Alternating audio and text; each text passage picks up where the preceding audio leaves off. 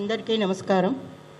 ఈ మన కార్యక్రమాన్ని చిరంజీవిని జయలక్ష్మి ప్రార్థనతో ప్రారంభం చేసుకుందాం. చిరంజీవిని జయలక్ష్మి తెలుసు.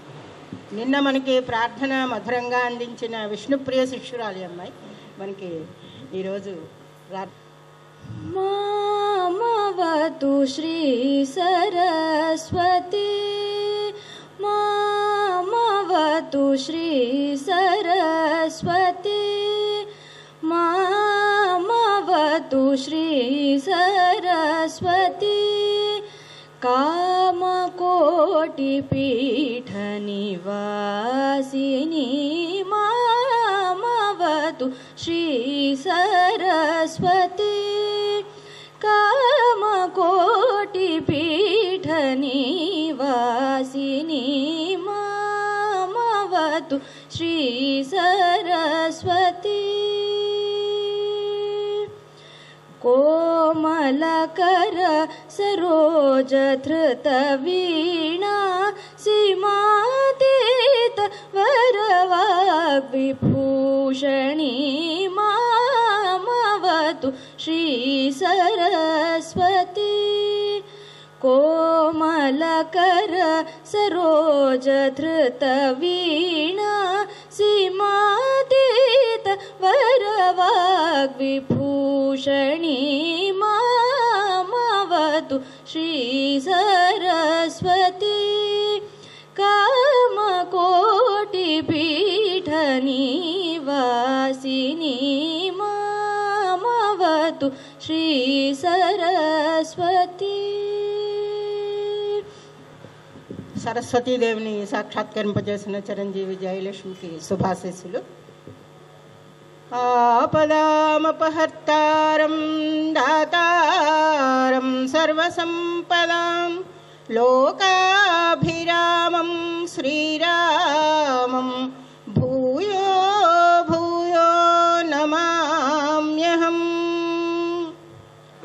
శ్రీకైవల్యపదము చేరుటకునై చింతించెదన్ లోకరక్షైకారంభకు భక్తపాలన కళా సౌరంభకున్ దానవోద్రేక స్తంభకు కేళిలోల విలసదృగ్జాల సంభూత నానా కంజాతక భవండ కుంభకు మహానందాంగనాడింభకున్.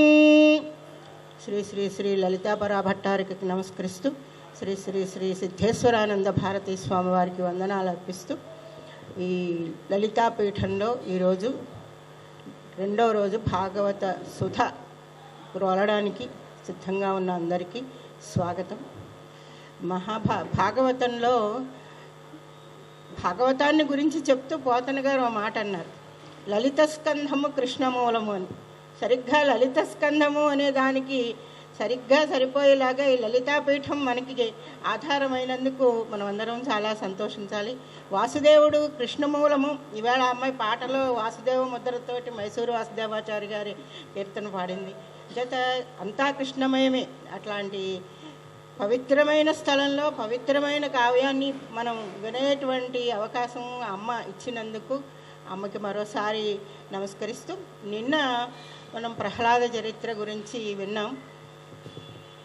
భక్తి అంటే ప్రదర్శన కాదు, ప్రవర్తన అనే విషయాన్ని చాలా స్పష్టంగా చాలా వివరంగా అందరికీ ఆబాలగోపాలానికి అర్థమయ్యేలాగా చెప్పినటువంటి ఉపన్యాసం నిన్న విన్నాం. అలాగే ఓం అనే దాంట్లో ఆ ఉ ఉమ్ అనే మూడు అక్షరాలు కూడా మనకి వేదాల్లోంచి వచ్చాయి. ఋగ్వేదంలోది మొదటి అక్షరం, తర్వాత వేదంలోది మధ్యక్షరం, సామవేదంలోది చివరక్షరం. ఈ మూడు కలిస్తే ఆ ఉ అనేవి ఓంకారం ఏర్పడుతుంది. సమస్తము ఓంకార రూపమే.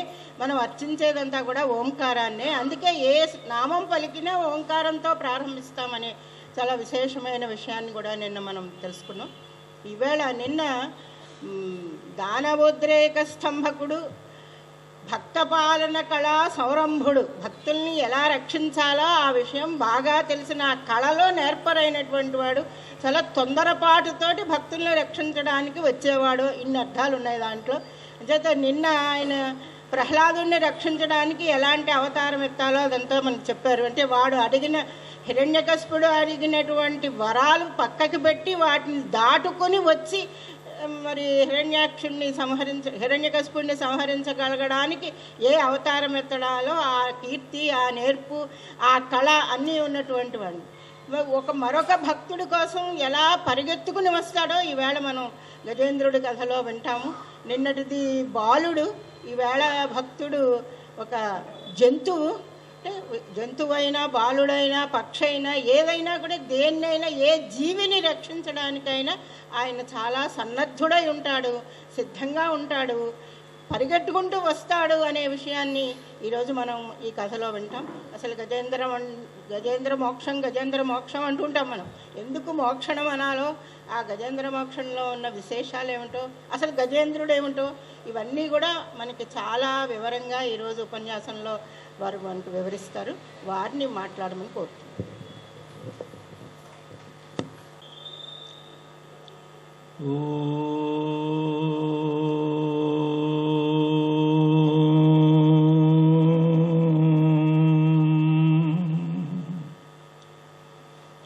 నారాయణ సమారంభాం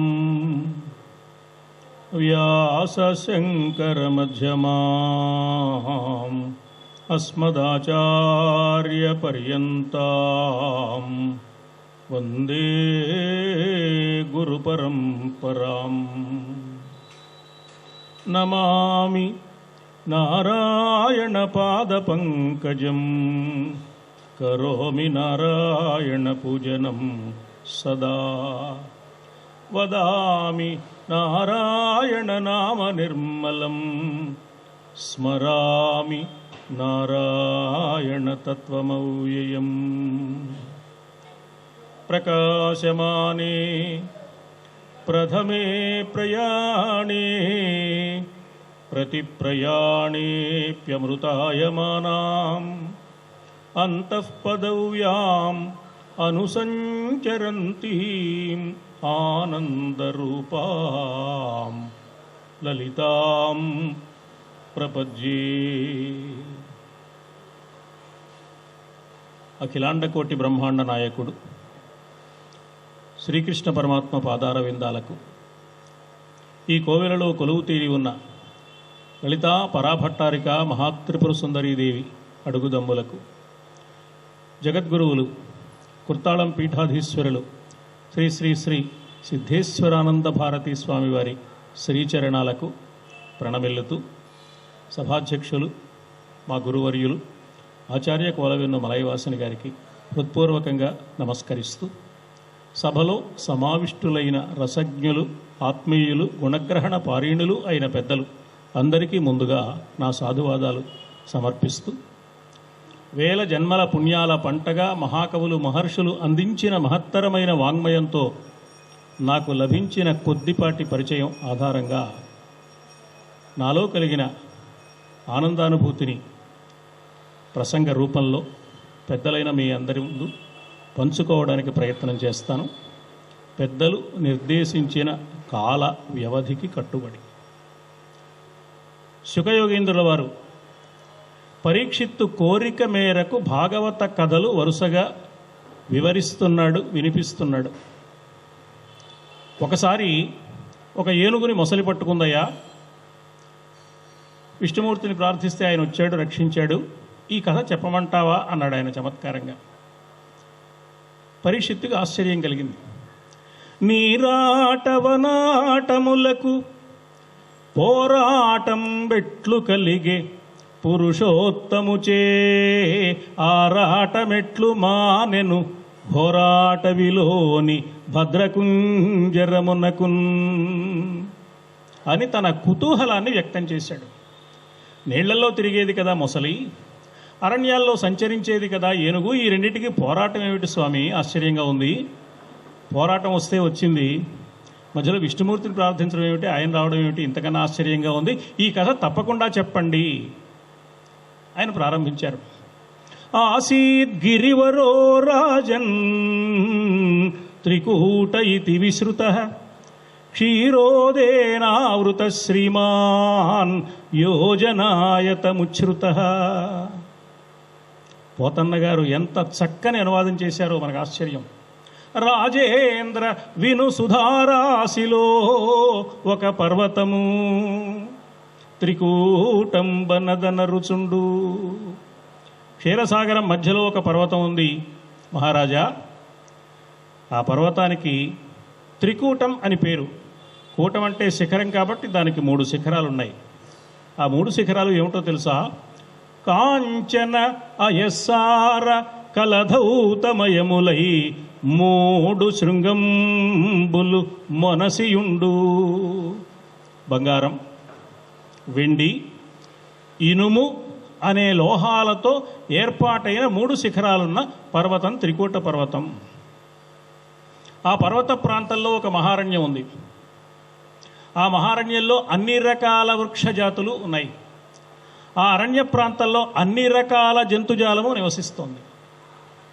చాలా ఆశ్చర్యకరమైన కథ. పాల సముద్రం ఉందో లేదో మనకు తెలియదు. ముళ్ళపూడి వెంకటరమణ గారు చమత్కారంగా అన్నారు, పాల సముద్రం ఉందంటున్నారు కదా, డికాక్షన్ సముద్రం ఎక్కడుందో కనుక్కుంటే కాఫీ తాగాలని అనిపించినప్పుడల్లా వెళ్ళాలని ప్రార్థించడం, ఆమె కొంచెం సణుక్కోవడం, విసుక్కోవడం, ఈ గొడవ లేకుండా అందులో నుంచి ఒక కప్పు, ఇందులో నుంచి ఒక కప్పు తీసుకుని సిప్పు చేయొచ్చు కదా అని చమత్కరించాడు ఆయన. అలాంటి పాల సముద్రం ఉన్నదో లేదో తెలియని పాల సముద్రంతో ప్రారంభమైంది గజేంద్ర మోక్షణ కథ. ఆ పాల సముద్రంలో ఒక పెద్ద పర్వతం అన్నారు, 3 శిఖరాలు కలిగింది. సముద్రం మధ్యలో పర్వతం, పర్వతం మధ్యలో అరణ్యం. ఎంతైనా వింతైన కథ. కథా ప్రారంభంలోనే కథకుడైన శుకయోగీంద్రుల వారి పట్ల ఎంత భక్తి గౌరవాలున్నా ఈ మహానుభావుడు నిజమే చెబుతున్నాడా అని సందేహం కలగడానికి వీలైన తీరులో ప్రారంభమైంది. సందేహం కలిగిందంటే కొంచెం ముందుకు వెళ్ళాక నివృత్తి అవుతుందేమో అంటే ఆయన ఏం చెప్పారో నివృత్తి అవుతుందో లేదో చూద్దాం. ఆ పర్వత ప్రాంతంలో ఉన్న అరణ్యంలో ఎన్నో జంతుజాలాలు ఉన్నాయి. వాటిల్లో ఏనుగుల గుంపు ఒకటి ఉందయ్యా. ఆ ఏనుగుల గుంపుకు ఒక నాయకుడు ఉన్నాడు. ఆ గజేంద్రుడు తన పరివారంతో సహా ఆ అరణ్య ప్రాంతంలో యథేచ్ఛగా విహరిస్తూ ఉంటాడు. అలా విహరిస్తూ కొంతసేపు అటు ఇటు సంచరించిన తర్వాత దప్పిక కలిగింది. అక్కడ ఒక సరస్సు కనపడింది. ఆ సరస్సులోకి వాళ్ళు దిగారు. సరస్సులో దిగి దప్పిక తీర్చుకుని ఒడ్డుకు రావచ్చు. అలా రాలేదు. దప్పిక తీరిన తర్వాత జలక్రీడలు సాగిస్తే బాగుంటుందని అనిపించింది ఏనుగులకు. పైగా ఒక ఏనుగా కాదు, 10,00,000 కోటి కరిణీనాథుండనై అంటాడు. తర్వాత 10 లక్షల కోట్ల ఏనుగులు, 10 లక్షల కోట్ల ఏనుగులు దిగడానికి వీలైన సరోవరం ఎక్కడైనా లోకంలో ఉంటుందా? అవి ఏనుగులు, దోమలు కాదు. ఒక గజం ఎంత ఉంటుందో, ఏనుగు ఎంత ఉంటుందో మనకు తెలుసు. పైగా ఇవి నీళ్లలో దిగి వచ్చేయలేదు. ఒరుసుకుని ఏదో సినిమా హాల్ ముందు క్యూలో నుంచున్నట్టుగా లేవే. జలక్రీడలు ఆడుతున్నాయి. తొండ నిండా నీళ్లు నింపుకోవడం, ఎదుటి ఏనుగు మీద చల్లడం, ఇవన్నీ చేస్తున్నాయి. అంటే ఒక గజానికి మరో గజానికి మధ్యలో గజం దూరమైనా ఉండాలా? మరి అలాంటి 10 లక్షల కోట్ల ఏనుగుల గుంపు జలక్రీడలు చెయ్యడానికి వీలైన సరోవరం లోకంలో ఎక్కడైనా ఉంటుందా? శుకయోగీంద్రుల వారి నిజాయితీ మీద అనుమానం పెరిగిపోవడానికి వీలుగానే కథ నడుస్తోంది. ఆ ఏనుగుల గుంపు సరోవరంలో దిగి దప్పిక తీర్చుకొని బయటికి రాకుండా అందులోనే ఎక్కువసేపు జలక్రీడలు చేస్తూ ఎందుకు ఉండిపోయాయో చెప్పారు ఆయన. పోతన్న గారి భాషలో, తోయ జగంధంబుదోగిన చల్లని మెల్లనిగాట్పుల మేనులలరా, కమలనాళాహార విమలవాక్కలహంసరవములు సెవుల పండువులు సేయ, పుల్లదిందీవర అంభోరుహ ఆమోదంబు గ్రాణరంధ్రంబుల గారవింప, నిర్మల కల్లోల నిర్గతాసారంబు వదనగ వరముల వాడుదీర్ప, త్రిజగదభినవ సౌభాగ్యదీప్తమైన విభవము ఈ క్షణములకును విందుసేయన్ అరిగి, పంచేంద్రియ వ్యవహారములను మరచి మత్తేభయూధంబు మడుగుజొచ్చే అన్నారు. ఆ ఏనుగుల గుంపుకి ఏమైంది అంటే, సరోవరంలో ఉన్న వికసించిన పద్మాల మీదుగా వస్తున్న పరిమళంతో కూడిన గాలి, పరిమళ భరితమైన గాలి హాయిగా ఒంటికి తగులుతోంది. ఆ స్పర్శ చాలా సుఖంగా ఉంది. అంతేకాదు, అక్కడున్న తామరతూళ్ళు కొరికి వగరెక్కిన కంఠాలతో కలహంసలు మనోహరంగా గానం చేస్తుంటే చెవులు సుఖాన్ని అనుభవిస్తున్నాయి. నల్ల కలువలు బాగా వికసించి ఆ నల్ల కలువలలోని సువాసనలు ముక్కు పుటాలకు ప్రశాంతతను, ఆనందాన్ని కలిగిస్తున్నాయి.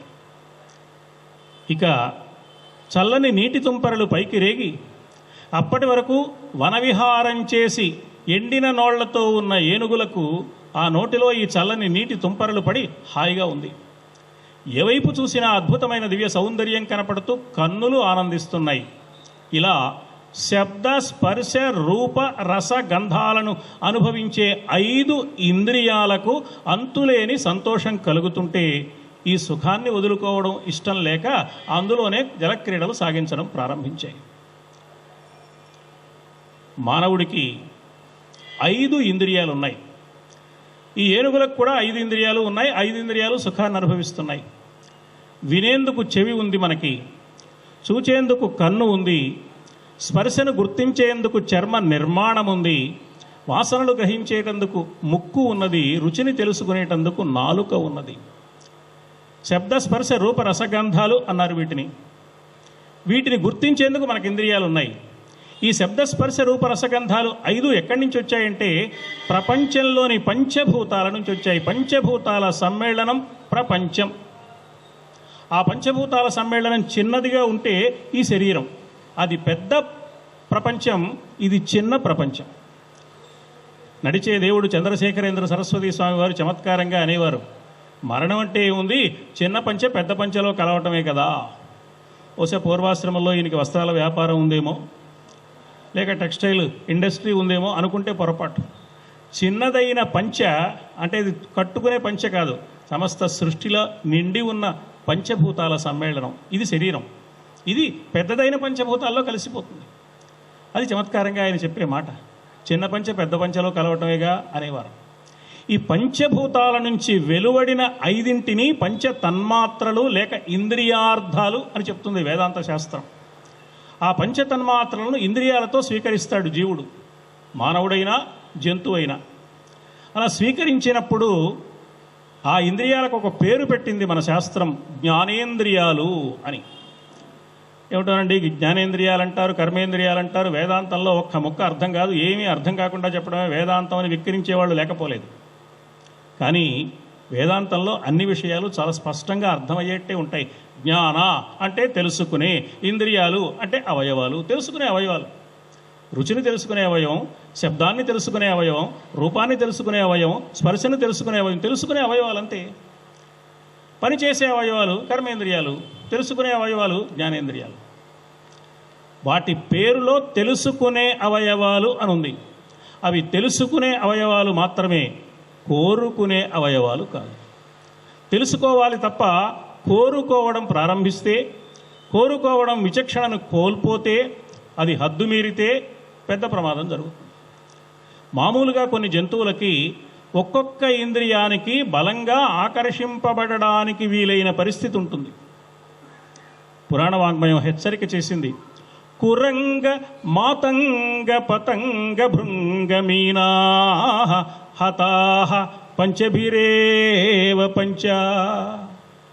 కురంగ లేడి, మాతంగ ఏనుగు, పతంగ మిడుత, భృంగ తుమ్మెద, మీనాహ చేప. ఈ 5 కురంగ మాతంగ పతంగ భృంగ మీనాహ హతాహ దెబ్బతింటున్నాయి. దీనివల్ల ఒక్కొక్క ఇంద్రియానికి ఉండే ఒక్కొక్క వ్యామోహం వల్ల. లేళ్లను పట్టుకునేవాడు దప్పుల చప్పుడు చేస్తాడు, ఆ శబ్దానికి ఆకర్షింపబడి లేడి వలలో చిక్కుకుంటుంది. అంటే శబ్దము ఆకర్షించడానికి వీలైన చెవి అనే ఇంద్రియం కారణంగా అది దెబ్బతింటుంది. ఏనుగుల్ని పట్టుకునే సర్కస్ కంపెనీ వాళ్ళు పెద్ద గొయ్యి తవ్వి పట్టుకోవలసిన ఏనుక్కి పక్కనే ఒక ఆడు ఏనుగు స్పర్శను కాస్త అలా చూపించి ఈ ఆడు ఏనుగును పరిగెత్తిస్తారు. దీనికోసం అది పరిగెత్తుకొస్తుంది, ఈ స్పర్శ సుఖం వదులుకోలేక ఆ గోతిలో పడుతుంది. దాని శక్తి తగ్గిపోయిన తర్వాత ఇనుప సంకెళ్లతో దాన్ని బంధించి సర్కస్ కంపెనీ వాళ్ళు వాడుకుంటారు. స్పర్శ కోసం ఆరాటపడి హద్దులు మరిచిపోయిన కారణంగా ఏనుగు బంధింపబడుతోంది. మాతంగ పతంగ, ఎక్కడో వెలుగుతున్న దీపము కాంతిని చూచి ఆ రూపానికి ఆకర్షింపబడి ఆ మిడత అగ్నిలో కాలిపోతుంది. భృంగ, తుమ్మెద మకరంద రస ఆస్వాదనం మీద దృష్టితో రుచికి భ్రాంతిపడి ఆ పద్మంలోకి చేరి మకరందాన్ని తాగుతూ తాగుతూ తాగుతూ ఒళ్ళు మరిచిపోయి అలాగే ఉండిపోతుంది. సూర్యాస్తమయం అవుతుంది, పద్మం ముడుచుకుపోతుంది, చాలా ప్రమాదం జరుగుతుంది. ఏ ఏనుగో దాన్ని నేల మీద కొడుతుంది. ఆ భృంగం కాస్త తుమ్మెద కాస్త చనిపోతుంది. మీనాహ, రుచికి ఆకర్షింపబడి తుమ్మెద దెబ్బతింటే సువాసనకు ఆకర్షింపబడి చేప దెబ్బతింటుంది. చేపలు పట్టుకునేవాడు ఒక ఎర వేస్తాడు, ఆ ఎర నుంచి ఒక ద్రవం కారుతుంది, ఆ వాసనకు ఆకర్షింపబడి చేప గాలానికి చిక్కుంటుంది. కురంగ మాతంగ పతంగ భృంగ మీనా హతాహ పంచభిరేవ పంచ. ఒక్కొక్క ఇంద్రియానికి ఈ బలహీనత ఉన్న కారణంగా అవి ఇంత దెబ్బతింటున్నాయే.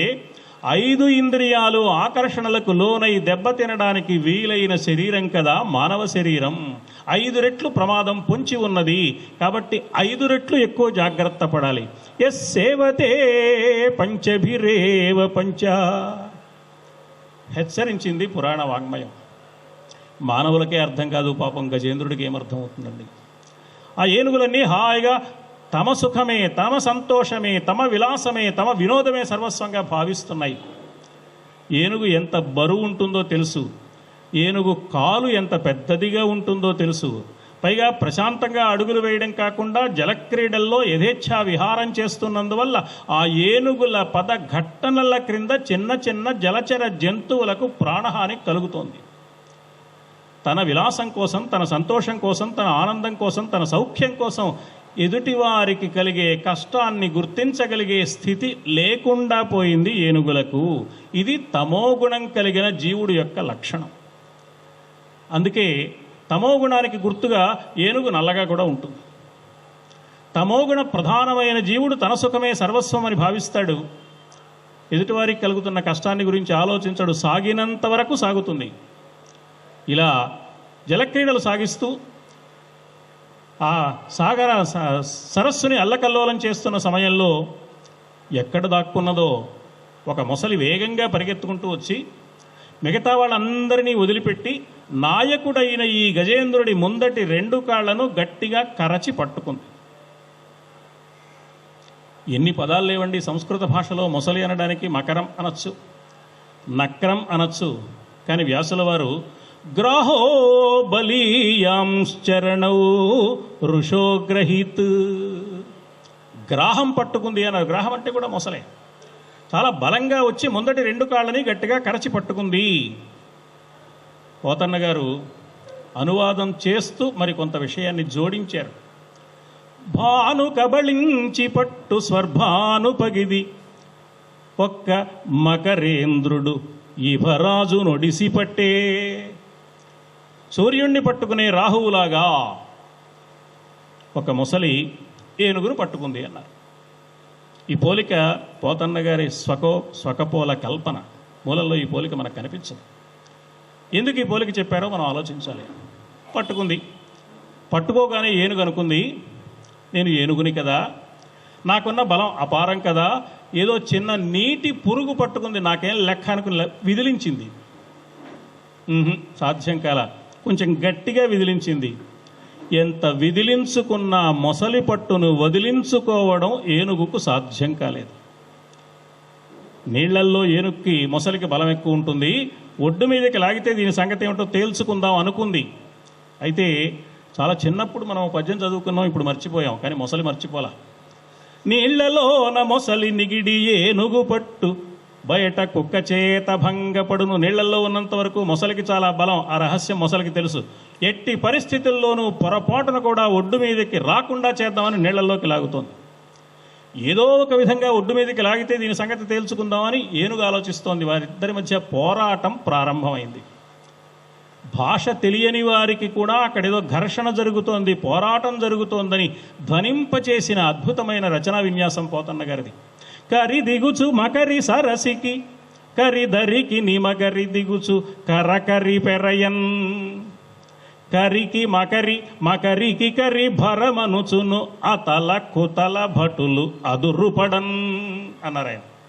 నీళ్లలోకి లాగేది ఒకటి, ఒడ్డు మీదకి లాగేది ఒకటి. ఈ వీరిద్దరి మధ్య పోరాటంలో నేలే కాదు, భూమి కింద ఉన్న లోకాలు కూడా అదురుతున్నాయి. అంత తీవ్రమైన పోరాటం జరుగుతోంది ఆ రెండింటి మధ్య. జరుగుతోంది. ఎన్నాళ్ళు జరిగింది? ఈ ప్రపంచంలో అన్ని యుద్ధాల కంటే రామరావణ యుద్ధం చాలా గొప్పది అన్నారు వాల్మీకి మహర్షి. రామరావణయోర్ యుద్ధం రామరావణయోరివా.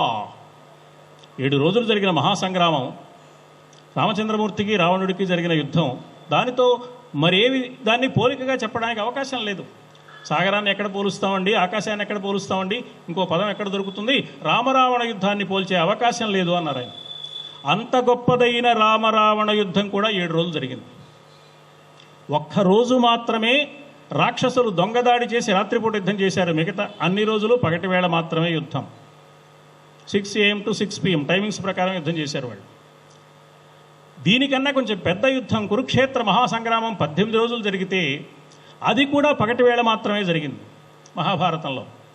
ఒక్కనాడు అశ్వత్థామ అర్ధరాత్రి వేళ యుద్ధం కాదు, హత్యాకాండ చేశాడు. అది తప్ప మిగతా అంతా పగటిపూట యుద్ధమే. కానీ ఒక్క ఏనుగు, ఒక్క మొసలి ఎన్నాళ్ళు పోరాడుకున్నాయి. అలయక సొలయక వేసట నొలయక కరిమకరితోడ ఉద్దండత రాత్రులు సంధ్యలు దివసంబులు సలిపెన్ పోరు. పగలు రాత్రి కూడా యుద్ధం చేశాయి. పగటికి రాత్రికి, రాత్రికి పగటికి మధ్యలో ఉండే సంధ్యా సమయంలో కూడా యుద్ధం చేశాయి. అలయక సొలయక వేసట నొలయక కరిమకరితోడ ఉద్దండత రాత్రులు సంధ్యలు దివసంబులు సలిపెన్ పోరు. ఎన్నాళ్ళు? 7 రోజుల, 18 రోజుల, 1000 సంవత్సరముల్.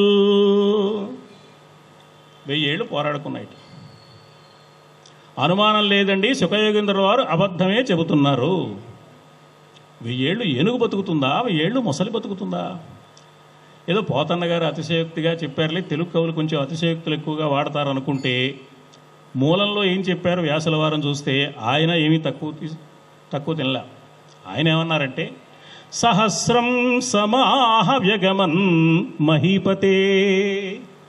ఇలా 1000 సంవత్సరాలు గడిచింది మహారాజా ఏనుక్కి మొసలికి పోరాటం. ఇది ఆశ్చర్యంగానే ఉంది. ఇలా జరుగుతూ ఉంటే ఎవరిది పై చేయిగా ఉంది అంటే, నీళ్లల్లో మొసలికి బలం ఎక్కువగా ఉంటుంది కాబట్టి మొసలిదే పై చేయి. జీవనంబు తనకు జీవనంబై ఉంట అలవు చలము అంతకంతకెక్కి మకరముప్పే డస్సె మత్తేభమల్లంబు బహుళ పక్ష సీతభానుపగిది. ఇక్కడ కూడా ఓ పోలికి చెప్పారు ఆయన. ఎలా ఉంది అంటే, జీవనంబు తనకు జీవనంబై ఉంట. చాలా సంవత్సరాల తర్వాత ప్రబంధయుగంలో వసుచరిత్ర అనే అద్భుతమైన కావ్యాన్ని నిర్మాణం చేసిన భట్టుమూర్తి కవి జీవనం అనే పదాన్ని శ్లేషలో చక్కగా ఉపయోగించుకున్నాడు. జీవన సత్కవి నిషేవితము. జీవనము అంటే నీరు, జీవనము అంటే బ్రతుకు. అంతకంటే చాలా శతాబ్దాలు ముందుగానే పొట్టి చాదస్తపు పురాణ కవి పోతన్న గారు జీవనం అనే పదానికి ఉన్న 2 అర్థాలు ఒకే పాదంలో నిక్షిప్తం చేసి పద్యరచన చేశాడు. జీవనంబు తనకు జీవనంబై ఉంటా. నీరు తనకు స్వస్థానం కాబట్టి అపారమైన బలం ఉంది మొసలికి. అది పెరుగుతోంది, బలం పెరుగుతోంది, పట్టుదల పెరుగుతోంది, దీక్ష పెరుగుతోంది, అద్భుతంగా పోరాడుతోంది. కానీ ఏనుగు పరిస్థితి ఏమిటి అంటే, బహుళ పక్ష సీతభానుపగిది. కృష్ణపక్షంలో చంద్రుడు ఒక్కొక్క కళ కోల్పోయినట్లుగా క్రమంగా తన శక్తి కోల్పోయింది. డస్సె మత్తేభ మల్లంబు. మామూలు ఏనుగు కాదది, మత్తేభ మల్లం, మల్లుడు లాంటిదే. అయితే ఏం లాభం? ఈ మొసలి దెబ్బకి తట్టుకోలేక అలా బక్క చిక్కిపోతాం. అయినా పోరాటం జరుగుతూనే ఉంది. పోరాటం జరిగి పోరాటం సాగుతుంటే ఏనుగు కనిపించింది. ఏ జీవికైనా శరీరంలో శక్తి తగ్గిపోతే మనస్సు ఆలోచించడం ప్రారంభిస్తుంది. శరీరంలో బాగా బలం ఉన్నప్పుడు, శక్తి ఉన్నప్పుడు ఆలోచన పనిచేయదు. ఏం పర్వాలేదు, మనకేమిటి, మనం ఇచ్చిన వాడు ఎవడున్నాడు, నాకేం లెక్క అనుకుంటాడు. కొంచెం శరీరం పటుత్వం తగ్గితే ఈ పని చేయడం కొంచెం కష్టమే, ఇది మన వల్ల అయ్యే పనేనా ఆలోచన మొదలవుతుంది. శరీరం బలం తగ్గితే మనోబలం పెరుగుతుంది. ఏనుగుకి శరీరంలో శక్తి క్షీణిస్తున్న కొద్దీ ఆలోచన మొదలైంది. పృథుశక్తిన్ గజము ఆ జలగ్రహముతో పెక్కేండ్లు పోరాడి సంసిధిలంబై తనలావు వైరి బలమున్ చింతించి మిథ్యామనోరథము ఇంకేటికి దీని గెల్వసరి పోరంజాలరాదు. నా వల్ల ఏ పని కాదు, ఇది నేను ఓడిపోవడం ఖాయం, దెబ్బతినడం తథ్యం. మిథ్యామనోరథమింకేటికి దీని గెల్వసరి పోరంజాలరాదంచు సవ్యధమై ఇట్లను బాధలో అనుకుంటోందిట. ఎందుకు అనుకుంటోంది అంటే పూర్వపుణ్యఫల దివ్యజ్ఞాన సంపత్తితో. ఈ ఏనుగుకు ఒక పూర్వజన్మ ఉంది. ఆ పూర్వజన్మలో కొంత సాధన జరిగింది. ఆ సాధన ఇప్పుడు అక్కరకు వచ్చి కష్టకాలంలో పరమాత్మను తలుచుకోవాలి అనిపించింది. ఏ రూపంబు నదీని గెల్తు ఇట మీదేవేల్పు చింతింతు నెవారింజీరుదు ఎవ్వరడ్డమిక ఇవు వారి ప్రచారోత్తమున్ వారింపందగు వారలెవ్వరు. ఎవరు నన్ను రక్షిస్తారు? ఈ అతి భయంకరమైన మొసలి పట్టు నుంచి తప్పించుకోవడానికి నాకు రక్షకులు లేరా? ఇవ్వారి ప్రచారోత్తమం వారింపందగు వారలెవ్వరు అఖిల వ్యాపార పారీణులు. నన్ను ఎవరు కాపాడతారు? ప్రపుణ్యాత్మకుల్, నన్ను రక్షించేవాళ్ళు ఎవరు అని ఆరాటం, ఆలోచన ప్రారంభమైంది. పూర్వపుణ్య ఫల దివ్యజ్ఞాన సంపత్తి కారణంగా. అయినా తప్పు నాదే. బుద్ధిగా కూర్చోకుండా వనవిహారం ఎందుకు? వనవిహారానికి వెళితే వెళ్ళాను, నీళ్లలో దిగటం ఎందుకు? దిగితే దిగాను, మంచినీళ్ళు దాకా బయటికి రావచ్చు కదా, పిచ్చి గంతులు వేయడం దేనికి? దుర్యోధనుడు మయసభలో జారిపడ్డ తర్వాత అనుకున్న మాటలని ఏనుగు కూడా అనుకుంది. అరెడే ఎంత పొరపాటు చేశానని. నానా అనేక పయూధముల్ వనములోనన్ పెద్ద కాలంబు సన్మానింపన్. ఈ ఏనుగులన్నీ నాకు సేవ చేస్తుంటే 10,00,000 కోటి కరిణీనాథుండనై ఉండి 10 లక్షల కోట్ల ఏనుగుల గుంపుకు నాయకుండైన నేను ఒరే కాసిన మంచినీళ్ళు తీసుకురాలంటే ఎవరో ఒకరు తీసుకురారు దొన్నెతో. 10,00,000 కోటి కరిణీనాథుండనై ఉండి మద్దానాంభ పరిపుష్ట చందన లతాంత ఛాయలందుండలేక ఈ నీరాశన్ ఇటేల వచ్చితి. ఎంత పొరపాటు చేశాను నేను. నేనెంత గొప్పదాన్ని అంటే నా నుంచి కారుతున్న మదజలం వల్ల ఎన్నో చందన వృక్షాలు పెరుగుతున్నాయి. ఆ చందన వృక్షాల ఎండలో హాయిగా కూర్చుని కాసి నీళ్ళు ఎవరినో తెమ్మంటే సరిపోలేదా? ఎంత పొరపాటు చేశాను. ఇప్పుడు ఏమిటి నా పరిస్థితి అంటే భయంబు. ఇప్పుడు భయం వేస్తోంది. ఎట్లో కదే ఈశ్వరా. ఇప్పటిదాకా ఈశ్వర అనే మాట లేదు. కష్టం కలిగిన వెంటనే జీవుడికి మొట్టమొదట గుర్తుకొచ్చేవాడు భగవంతుడు. కష్టం తీరిపోగానే మొట్టమొదటి మర్చిపోయేది కూడా ఆయన్నే. అర్ధరాత్రి వేళ బిడ్డకు ఒళ్ళు వెచ్చబడితే స్వామి నీ కొండ చేయించుకుంటా గుండు అంటాడు. తగ్గిపోయిన తర్వాత ఇప్పుడు అక్కడ కాటేజీలు దొరకట్లేదు, చాలా ఖాళీ లేదు, తర్వాత చూద్దాంలే, రద్దీ బాగా ఉందిటే అంటాడు. కొండకు వెళ్ళే కార్యక్రమానికి గుండు చేయిస్తాడు, వెళ్ళడు. సత్యనారాయణ స్వామి వారి వ్రత కథలో షావుకారు గారు ఎన్ని వాయిదాలు వేసాడో కాస్త వ్రతం చేయడానికి మనకు తెలుసు. కష్టం వచ్చినప్పుడు వెంటనే భగవంతుడు గుర్తొస్తాడు. కష్టం తీరిపోయాక మర్చిపోతాం మనం. ఇప్పుడు కష్టం వచ్చింది కాబట్టి, తన శక్తి చాలలేదు కాబట్టి గజేంద్రుడికి కూడా భగవంతుడే గుర్తొచ్చాడు. ఈశ్వరా. అక్కడి నుంచి ఆయన ప్రార్థించడం ప్రారంభించాడు. చాలా అద్భుతమైన ప్రార్థన, విస్తృతమైన ప్రార్థన.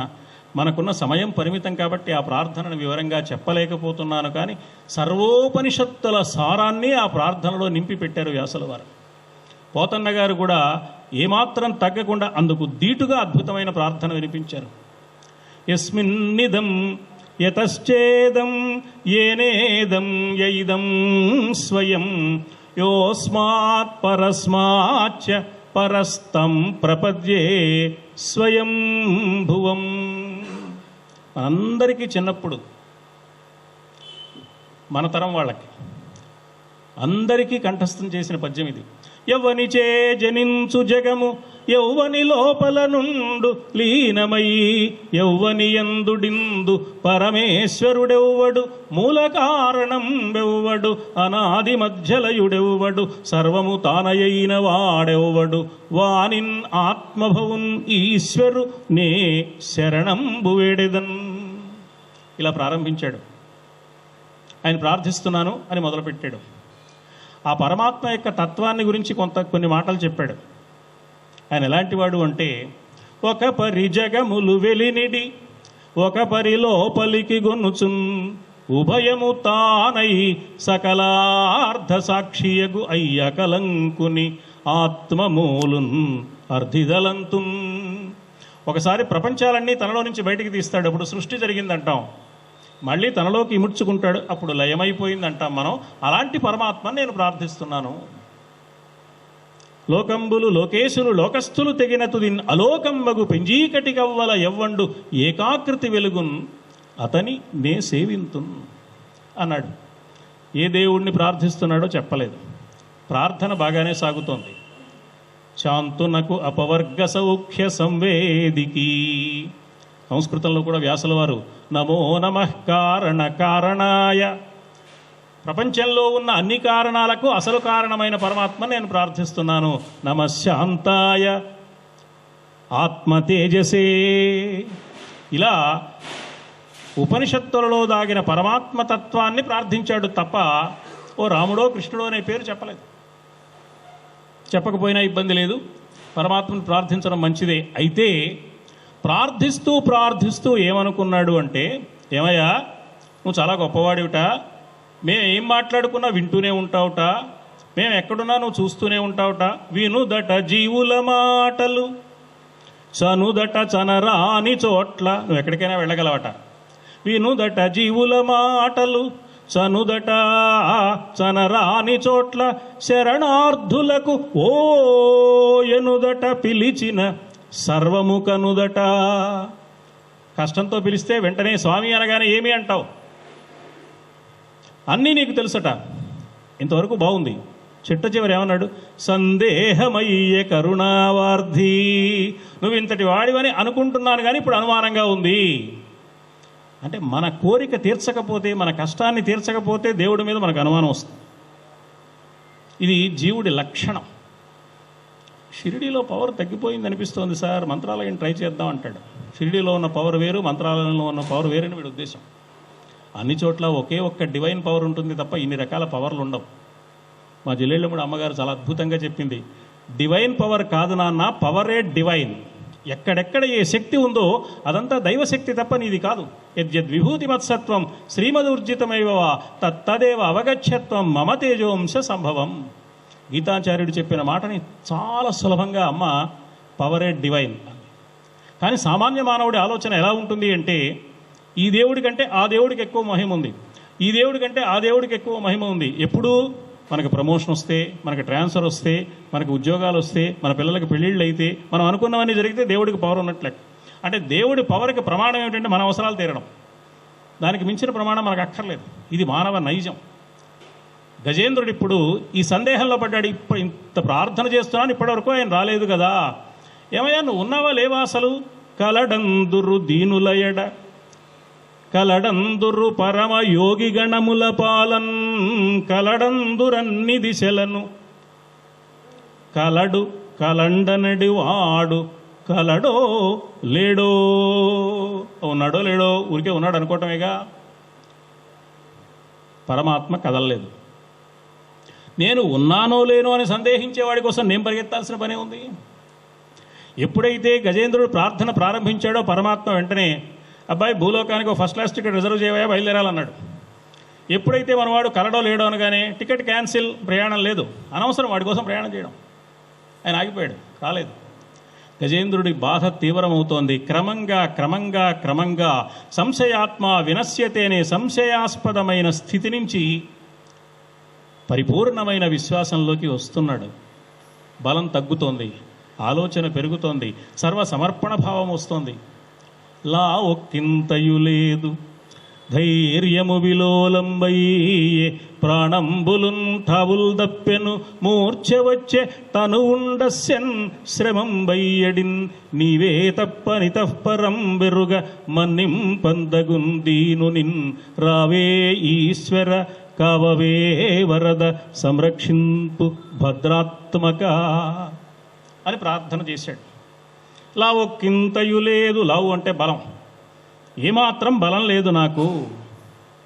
ధైర్యము విలోలంబయ్యే, ఏమైనా సాధించగలడని ధైర్యం ఉంది, ఒకప్పుడు అది తిరగబడింది. ధైర్యము విలోలంబయ్యే ప్రాణంబులున్ ఠావుల్ దప్పెను. ఒకే ప్రాణశక్తి మన శరీరంలో 5 ప్రదేశాలలో 5 రకాలైన పనులు చేస్తుంది అని చెప్పారు. ఆ 5 ప్రదేశాల్లో పనిచేస్తుంది కాబట్టి ప్రాణం 5 రకాలుగా ఉంటుంది కాబట్టి పంచ ప్రాణాలు అన్నారు. ఉన్నది ఒక ప్రాణమే నిజానికి, అది 5 పనులు చేస్తుంది. హృది ప్రాణే గుదే అపాన సమానో నాభి సంస్థిత ఉదాన కంఠదేశస్థో వ్యాన సర్వశరీరగ. యోగశాస్త్రం చెప్పిన మాట. ఈ 5 రకాల పనులు చేస్తోంది కాబట్టి 5 పేర్లు చెప్పారు, 5 ప్రాణాలు అన్నారు. ఇది వాయు రూపంలో ఉంటుంది కాబట్టి పంచ వాయువులు అని కూడా అన్నారు. నిజానికి ఉన్నది ఒకటే ప్రాణం, అది వాయు రూపంలో ఉంది తప్ప పంచ ప్రాణాలు లేవు, పంచ వాయువులు లేవు. ఏ స్థానంలో ఎలా ఉండాలో ఆ స్థానంలో అలా లేక కకావికలమైపోయి అవన్నీ ఒక చోట ఉండవలసింది మరొక చోటికి, అక్కడ ఉండవలసింది ఇంకో చోటికి వచ్చేసి గతులు తప్పిన స్థితిలో ఏనుగు చాలా దైన్యాన్ని అనుభవించి ప్రమాదకరమైన స్థితిలో పడిపోయింది కాబట్టి ప్రాణంబులున్ ఠావుల్ దప్పెను మూర్ఛ వచ్చే తనువున్ డస్యన్. శరీరం బాగా అలసిపోయింది స్వామి. శ్రమం బయ్యడున్ నీవే తప్పని తఃపరం బెరుగా, నువ్వు తప్ప మరొక్కటి తెలియదు నాకు. అన్యథా శరణం నాస్తి త్వమేవ శరణం మమ. ఈ శరణాగతి చాలా గొప్పది. ఈ శరణాగతి స్థితికి ఇప్పటికి వచ్చాడు ఆయన. నీవే తప్పని తఃపరం బెరుగా మన్నింపందగుందీను నిన్. ఇప్పటి వరకు ఈ నిజాన్ని గుర్తించకుండా నాకు బలం ఉందని పోరాడానే నా తెలివితో, అది నా తప్పు, అందుకని క్షమించు నువ్వు. మన్నింపందగుందీను నిన్ రావే ఈశ్వర కావవే వరద. అంతేకాదు, లావు ఒక్కింతయు లేదు అంటే ఒకప్పుడు బలం ఉంది ఇప్పుడు లేదని కాదు. ఒకప్పుడు నాకున్నదనుకున్న నా బలం నాది కాదు, అది తెలియక నాదనుకున్నాను. నాదైన బలం ఏమాత్రమూ లేదు సుమా. ఉన్న బలం ఏదో అది నీదే కదా. బలం బలవతాచ అహం. విభూతి యోగంలో పరమాత్మ స్పష్టం చేశాడు. అందువల్ల ఏ ప్రాణికైనా బలమున్నా, ఏ ప్రాణికి తెలివి ఉన్నా, ఏ ప్రాణికి చదువు ఉన్నా, ఏ ప్రాణికి యుక్తి ఉన్నా అవన్నీ మన ద్వారా వస్తున్నవి తప్ప మనవి కాదు. కిటికీ తలుపు తెరిస్తే సూర్యకిరణాలు లోపలికి వస్తే కిటికీలో సూర్యుడు ఉన్నాడు, ఆ కిటికీయే సూర్యుడు అనుకుంటే ఎంత నిజమో. ఆకాశం నుంచి వర్షధారలుగా కురుస్తున్న నీటికి తన 2 చేతులు అడ్డుపెట్టి నా దోసిట్లో నీళ్లు అంటే ఎంత యథార్థమో, తన నుంచి వ్యక్తమవుతున్న చదువు, తన నుంచి వ్యక్తమవుతున్న తెలివి, తన నుంచి వ్యక్తమవుతున్న బలం, తన నుంచి వ్యక్తమవుతున్న ఆలోచన, ఇవన్నీ తనవి అనుకోవడం అజ్ఞానానికి పరాకాష్ఠ అయిన పరమ నిదర్శనం తప్ప ఎంత మాత్రమూ యథార్థం కాదు. అది అనుభవం వచ్చినప్పుడు కానీ అర్థం కాదు. ఇప్పుడు అనుభవానికి వచ్చింది కాబట్టి లావు ఒక్కింతయు లేదు. అసలు నాకు బలం ఎక్కడుందయ్యా, ఉన్న కాస్త బలం నువ్విస్తే వచ్చిందే. అది మరిచిపోయి నేను నాదనుకున్నాను, తగిన శిక్ష జరిగింది కాబట్టి నువ్వు రా, ఇప్పుడు తప్పు ఒప్పుకుంటున్నాను. మన్నింపందగుందీను నిన్ రావే ఈశ్వర కావవే వరద సంరక్షింపు భద్రాత్మక. నేను ఉన్నానో లేనో అనే అనుమానంతో ఉన్నాడు కాబట్టి అప్పుడు టికెట్ క్యాన్సిల్ చేయమన్నాను. ఇప్పుడు నీవే తప్ప నితఃపరం పరం బెరుగ మన్నింపందగునని ప్రార్థిస్తున్నాడు కాబట్టి అన్యథా శరణం నాస్తి అన్నాడు కాబట్టి రక్షించి తీరాలి, అందుకని బయలుదేరాలి. ఇప్పుడు ఎలా వెళ్దామని ఆలోచించడానికి అవకాశం లేదు. పరిగెత్తుకు వెళ్ళిపోవడమే, అంత సమయం లేదు. పరిగెత్తుకు వెళ్ళిపోవాలి, ఉన్న పడంగా బయలుదేరాలి.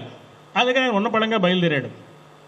ఇక్కడి వరకు వ్యాస సరస్వతి అడుగుజాడల్లో తన కవితా సరస్వతిని నడిపించిన పోతన్న గారు ఇక్కడికి వచ్చాక వ్యాస మహర్షికి భక్తితో 2 చేతులు జోడించి నమస్కారం చేసి, అయ్యా వ్యాసుల వారు కొంచెం కాసేపు విశ్రాంతి తీసుకోండి, నేను కథ వేరే విధంగా నడుపుకుంటాను అన్నాడు ఆయన. మూలంలో శ్వేతద్వీపంలో ఒక శ్రీ మహావిష్ణువు ఉన్నాడు. ఆయన వచ్చాడు గజేంద్రుడిని రక్షించడానికి సంస్కృత భాగవతంలో మూలంలో. కానీ తెలుగు భాగవతంలో వైకుంఠం నుంచే వచ్చాడు. ఇది ఒక మార్పు. అంత మాత్రమే కాకుండా ఇక్కడి నుంచి పోతన్న గారు వ్యాసుల వారితో పని లేకుండా స్వతంత్ర రచన ప్రారంభించారు. అద్భుతమైన రచన. ఆయన ఎలా బయలుదేరాడు? సిరికింజెప్పడు శంఖచక్రయుగముంచేదోయి సంధింపడు. ఎక్కడున్నాడు ఆయన? అల వైకుంఠపురంబులో నగరిలో ఆ మూల సౌధంబుదాపల మందారవనాంతర అమృతసర ప్రాంత ఇందుకాంతోపలోత్పల పర్యంక రమా వినోదియగు ఆపన్న ప్రపన్నుండు విహ్వల నాగేంద్రము పాహి పాహియన కుయ్యి ఆలించి సంరంభియై. సంరంభి అంటే తొట్టుపాటు పడుతూ, కలవరపడుతూ, కంగారు పడుతూ, హడావుడి పడుతూ. ఎందుకంటే అంత హడావుడి పడుతూ కాస్త ముందు బయలుదేరచ్చు కదా. ఇప్పుడు రక్షించగలుగుతానో లేదో అని కంగారు పడుతున్నాడు. ఇంత కంగారు ఎందుకు? కాస్త ముందు బయలుదేరచ్చు కదా. ముందు బయలుదేరడానికి వీలు లేదు. వాడికి నమ్మకం కుదరలా. నమ్మకం లేనప్పుడు బయలుదేరకూడదు, నమ్మకం వచ్చాక బయలుదేరకుండా ఉండకూడదు. ఇప్పుడు తీరుబడిగా వెళ్ళడానికి అవకాశం లేదు కాబట్టి వేగంగా వెళ్ళాలి. ఎక్కడున్నాడు ఆయన? అల వైకుంఠపురంబులో. వేరే పని మీద భారతదేశానికి వచ్చి భారతదేశంలో ఉన్న భాషలన్నీ బాగా అభిమానించి అందులో తెలుగు భాషను బాగా ప్రేమించి తెలుగు భాషకు విశేషమైన సేవలు చేసిన మహానుభావుడు సిపి బ్రౌన్. ఆయన అన్నాడు, అల వైకుంఠపురంబులో నగరిలో. ఈ పద్యం ఇది ఫోటోగ్రాఫిక్ పోయిట్రీ అన్నాడు ఆయన. ఓ పెద్ద వీడియో కెమెరా పట్టుకుని పోతన్న గారు శ్రీ మహావిష్ణువు ఎక్కడున్నాడో కెమెరా దగ్గరికి వెళ్తోంది. ముందు అల వైకుంఠపురంబులో లాంగ్ షాట్, నగరిలో ఇంకా లోపలికి వెళ్ళింది కెమెరా. అల వైకుంఠపురంబులో నగరిలో ఆమూల సౌధంబుదాపల ప్రధానమైన సౌధంలో మందార వనాంతర అమృతసర ప్రాంత ఇందుకాంతోపలోత్పల పర్యంక రమా వినోదీ. చంద్రకాంత శిలావేదిక మీద లక్ష్మీదేవితో సరస సల్లాపాలు సాగిస్తున్న శ్రీ మహావిష్ణువు. ఈ లక్ష్మీదేవితో సరస సల్లాపాలు కూడా పాపం వ్యాసుల వారికి తెలియవు, పోతన్న గారి కల్పనే. ఇంతేకాదు, తెలుగు భాగవతం చదువుకుంటున్న భక్తుడికి ఓ కొంటె సందేహం కలుగుతుంది. ఒక్క గజేంద్రుడు కష్టపడ్డప్పుడే కాదు, ఎప్పుడు ఏ భక్తుడు కష్టంలో ఉన్నా శ్రీ మహావిష్ణువుని ప్రార్థిస్తే ఆయన ఏం చేస్తూ ఉంటాడు అంటే లక్ష్మీదేవితో సరస సల్లాపాలు సాగిస్తూ ఉంటాడు. అంటే శ్రీ మహావిష్ణువు అంతటి భార్యాలోలుడు ప్రపంచంలో ఇంకొకడు లేడు అనే సందేహం కలుగుతుంది మనకి. అలా రాశారు పోతన్న గారు. ఎందుకు రాశారు అంటే ఏ మాట చెవిని పడడానికి, ఏ విషయాన్ని వినడానికి ఇష్టపడని సుఖ పారవస్య ప్రవాహాన్ని కలిగిస్తుంది జీవులకు ఆ కార్యక్రమం. అలాంటి సమయంలో కూడా తన సుఖాన్ని, తన పారవస్యాన్ని, తన ఆనందాన్ని పక్కన పెట్టి పరుగు పరుగున భక్తుడి కోసం ఆయన వచ్చాడు అని చెప్పడం పోతన్న గారి లక్ష్యం తప్ప శ్రీ మహావిష్ణువు భార్యాలోలుడని సిద్ధాంతం చేయడం పోతన్న గారి ఉద్దేశం కాదు. అందుకని ఆ విధమైన రచనా విన్యాసాన్ని ఆయన చూపించాడు. చాలా సందర్భాల్లో చూపించాడు, ఇక్కడ కూడా చూపించాడు. రమా వినోదియకు ఆపన్న ప్రపన్నుండు ఆపన్న ప్రసన్నుండు విహ్వల నాగేంద్రము పాహీ పాహియన కుయ్యి ఆలించి సంరంభియ్యి. తొట్టుపాటు పడుతూ వచ్చాడు, కంగారు పడుతూ వచ్చాడు, కలవరపడుతూ బయలుదేరాడు. ఎలా బయలుదేరాడు అంటే వెళ్ళొస్తాను తలుపేసుకొని చెప్పాలి ఆవిడకి వద్దండి.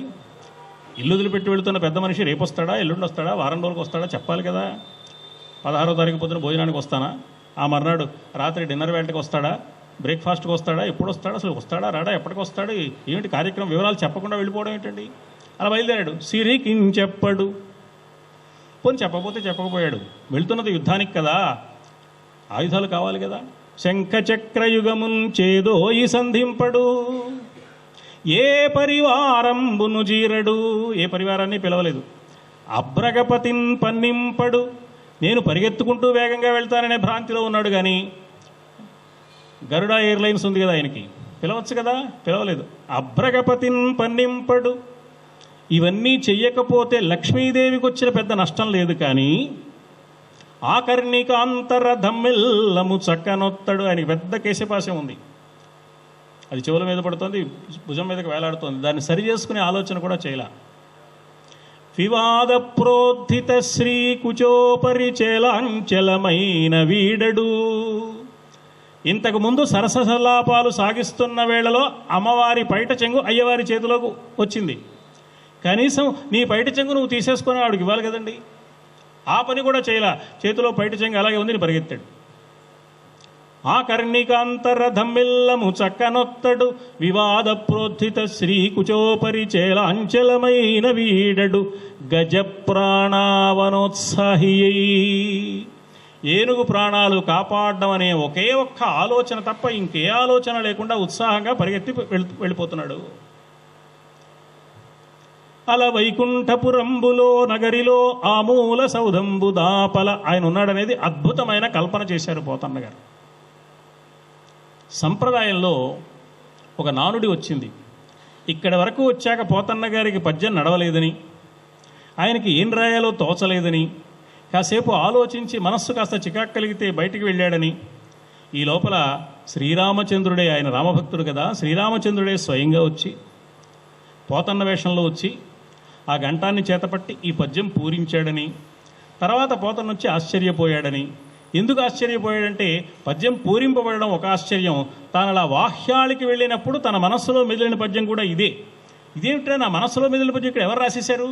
నువ్వేగా నాన్న ఇప్పుడు వచ్చి రాసేళ్ళావు అందటి కూతురు. ఈ చమత్కారమైన కథ లోకంలో ప్రచారంలో ఉంది. కానీ సహజ పాండిత్యుడనే పేరు కలిగిన వాడే కానీ పోతన్న గ్రంథ అధ్యయనం చెయ్యని వాడు కాదు. నిన్న గురువుగారు చెప్పారు, విబుధ జనుల వలన కన్నంత. ఎన్నో ఎన్నో గ్రంథాలు చదివి ఎన్నో విశేషాలు తెలుసుకున్న మహానుభావుడైన. వైష్ణవ ఆగమాలలో శ్రీరామ పూజా సందర్భం అని ఒకటి ఉంది. ఆ శ్రీరామ పూజా సందర్భంలో అతి ప్రాచీనమైన ఒక శ్లోకం ఉంది. కల్పద్రుమూలే మణివేది మధ్యే పర్యంకపీఠం మృదులోత్పలాఢ్యం సుధాసర ప్రాంతగతం రఘుప్రభో గృహాణ సీతావనిత సమన్విత అని రామచంద్రమూర్తిని ప్రార్థిస్తున్నాడు ఒక భక్తుడు. ఎక్కడున్నాడు ఆ రామచంద్రమూర్తి? కల్పద్రుమూలే, కల్పవృక్షం మూలంలో ఉన్నాడు. మణివేది మధ్యే, ఒక మణులతో ఏర్పాటైన వేదిక మీద ఉన్నాడు.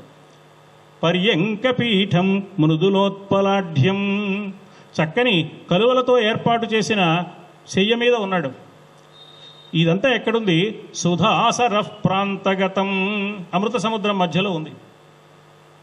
అలా ఉన్న రామచంద్ర స్వీకరించవయ్యా నా పూజ. వైష్ణవ ఆగమాలలో శ్రీరామ పూజా సందర్భంలో రామచంద్రమూర్తిని వర్ణిస్తూ ఉన్న శ్లోకాన్ని చక్కగా తెలుగు చేసి తన ఆలోచనను మేళవించి అల వైకుంఠపురంబులో నగరిలో ఆమూల సౌధంబుదాపల మందారవనాంతర అమృతసర ప్రాంత ఇందుకాంతోపలోత్పల పర్యంకర మా వినోదిని మనకు చూపించారు పోతన్న గారు. ఆయన పరిగెత్తుకుంటూ వస్తున్నాడు. సిరికించెప్పడు శంఖచక్ర యుగమున్ చేదో ఈ సంధింపడే పరివారంబును జీరడు అభ్రగపతిన్ పన్నింపడు ఆ కర్ణికాంతరథమ్మిల్లము చక్కనొత్తడు వివాద ప్రోద్ధిత శ్రీకుచో పరిచేలాంచలమైన వీడడు. ఆచార్య ఖండవల్లి లక్ష్మీరంజనం గారు చాలా చమత్కారంగా ఓ మాట అన్నారు. కవులందరూ ఎవరైనా చేసిన పనిని వర్ణిస్తారు. పోతన్న గారు చమత్కారంగా శ్రీ మహావిష్ణువు చెయ్యని పనులన్నీ వర్ణించారు ఈ పద్యంలో. ఇదొక విలక్షణత ఈ పద్యానికి. ఎందుకు చెయ్యని పనులన్నీ వర్ణించారంటే న్యాయంగా ఇవి చేయవలసిన పనులు, ఎప్పుడూ చేసే పనులు ఇప్పుడు చేయలేదు. ఎందుకు? గజప్రాణావనోత్సాహి. అందుకని ఈ పద్యాన్ని గురించి ఆయన తమాషైన వ్యాఖ్యానం చేశారు. చేయనివన్నీ వర్ణించారు. చూసారా పోతన్న గారు ఎంత చమత్కారంగానో. అలా ఆయన బయలుదేరి వెళుతున్నాడు. వెళుతుంటే చేయకుండా వెళ్ళిపోతున్నాడు. ఈయన ఓ మాట మాత్రం చెప్పటం లేదు, ఎక్కడికో వెళ్ళిపోతున్నాడు. ఆవిడ ఏం చేస్తుంది? పైగా తన పైట చెంగు ఆయన చేతిలో ఉంది. ఏమిటండి ఇలా వెళుతున్నారు, కనీసం ఆ పైట చెంగు ఇచ్చి వెళ్ళండి, ఎక్కడికి వెళుతున్నారని అడిగితే వినే స్థితిలో ఉన్నాడా? గజేంద్రుడి ఆర్తనాదం తప్ప ఇంకేదీ వినపడే స్థితిలో లేడు ఆయన. అలా ఉంది ఆయన పరిస్థితి. అందుకని ఏం చేయాలి? తప్పనిసరిగా ఆవిడ కూడా బయలుదేరి తన వెంటన్ సిరి. ఇక్కడ ఉంది పోతన్న గారి గొప్పతనం. తన వెంటన్ రమ అనొచ్చు, గణం సరిపోతుంది, అక్కడ ఇతిప్రాసల ఇబ్బంది లేదు. రమ అనకుండా సిరి అన్నాడు. లక్ష్మీదేవికి శ్రీ అని పేరు, సిరి తెలుగులోకి వచ్చేప్పటికి. అంటే మనమందరం సిరి కావాలని కోరుకుంటాం. సిరి కావాలని కోరుకునే మనం ఏం చేయాలి? విష్ణుమూర్తిని ప్రార్థించాలి. ఆయన వస్తే ఆయన వెంట సిరి కూడా వస్తుంది. నాకు విష్ణుమూర్తి వద్దు, సిరి మాత్రమే కావాలి, నాకు రాముడొద్దు, సీత మాత్రమే కావాలి అనుకున్నాడు రావణాసురుడు. వాడు ఏమయ్యాడో మనకు తెలుసు. నాకు సీత వద్దు, రాముడు కావాలి అనుకుంది శూర్పణఖ, ఆవిడ ఏమైందో మనకు తెలుసు. వాళ్ళిద్దరూ విడదీయరాని వాళ్ళని మనం మరచిపోకూడదు. నీకు సంపద కావాలా? సంపదకు మూలమైన మహాలక్ష్మియే పరమాత్మను నిరంతరం పాదసేవ చేస్తూ ఆరాధిస్తున్నదో ఆ స్వామిని అర్చించవయ్యా. ఆయన వెంట లక్ష్మీదేవి కూడా రాకుండా ఉండదు. తన వెంటన్ సిరి లచ్చి వెంట అవరోధౌరాతమున్. లక్ష్మీదేవి అలా వెళ్ళిపోతుంటే అంతఃపురంలో ఉండే వాళ్ళందరూ కూడా వెళ్ళారు. లక్ష్మీదేవి ఇక్కడుంటే మనం అంతఃపురంలో ఉండే చేస్తాం, ఆవిడ వెంట వెళ్లాల్సిందే కదా. తర్వాత వరుసగా వైకుంఠ ద్వారానికి వరుసగా ఒక్కొక్క ద్వారం దగ్గర, ఒక్కొక్క ప్రాకారం దగ్గర ఈటలు అడ్డు పెట్టి నుంచున్నారు, ఎవరు లోపలికి రాకుండా. అసలు లోపలున్న మహావిష్ణువు లక్ష్మీదేవి ఎక్కడికి వెళ్ళిపోతున్నారు, వీళ్ళు ఇక్కడ కాపలా ఉండే ఏం చేస్తారు, మనం కూడా వీళ్ళ వెంట పెడదామని వాళ్ళు వెళ్ళారు.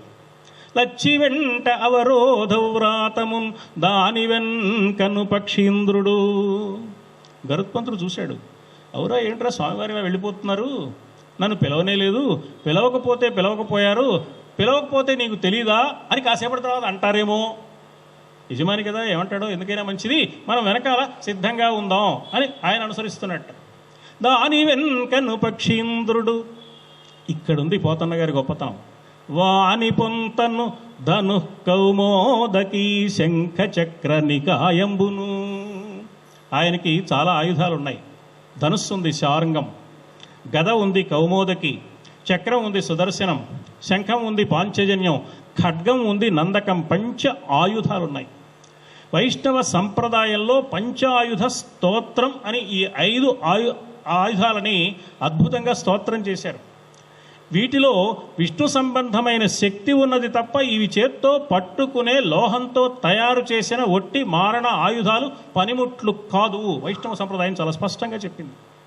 అందుకే వాళ్ళు ఈ చక్ర స్నానం చేశారు, చక్రతాళ్వార్ అంటారు తప్ప చక్రం అనరు. అది ఒకటి లోహపు ముద్ద కాదు వారి అభిప్రాయంలో. అందుకని అవి వాటంతట అవే వస్తున్నాయి తప్ప దాన్ని ఎవరో చేత్తో మోసుకుని పోవలసిన అవసరం లేదనమాట. అందుకని ధను కౌమోదకీ శంఖ చక్ర నికాయంబును. చాలా కాలం భూలోకం అంతా తిరిగి భూలోకంలో రకరకాల సమస్యలు సృష్టించి భూలోకంలో ఉన్న సన్నివేశాలన్నీ శ్రీ మహావిష్ణువుకు వివరించడం కోసం నారాయణ నారాయణ అంటూ నారదుడు వస్తున్నాడు వైకుంఠంలోకి.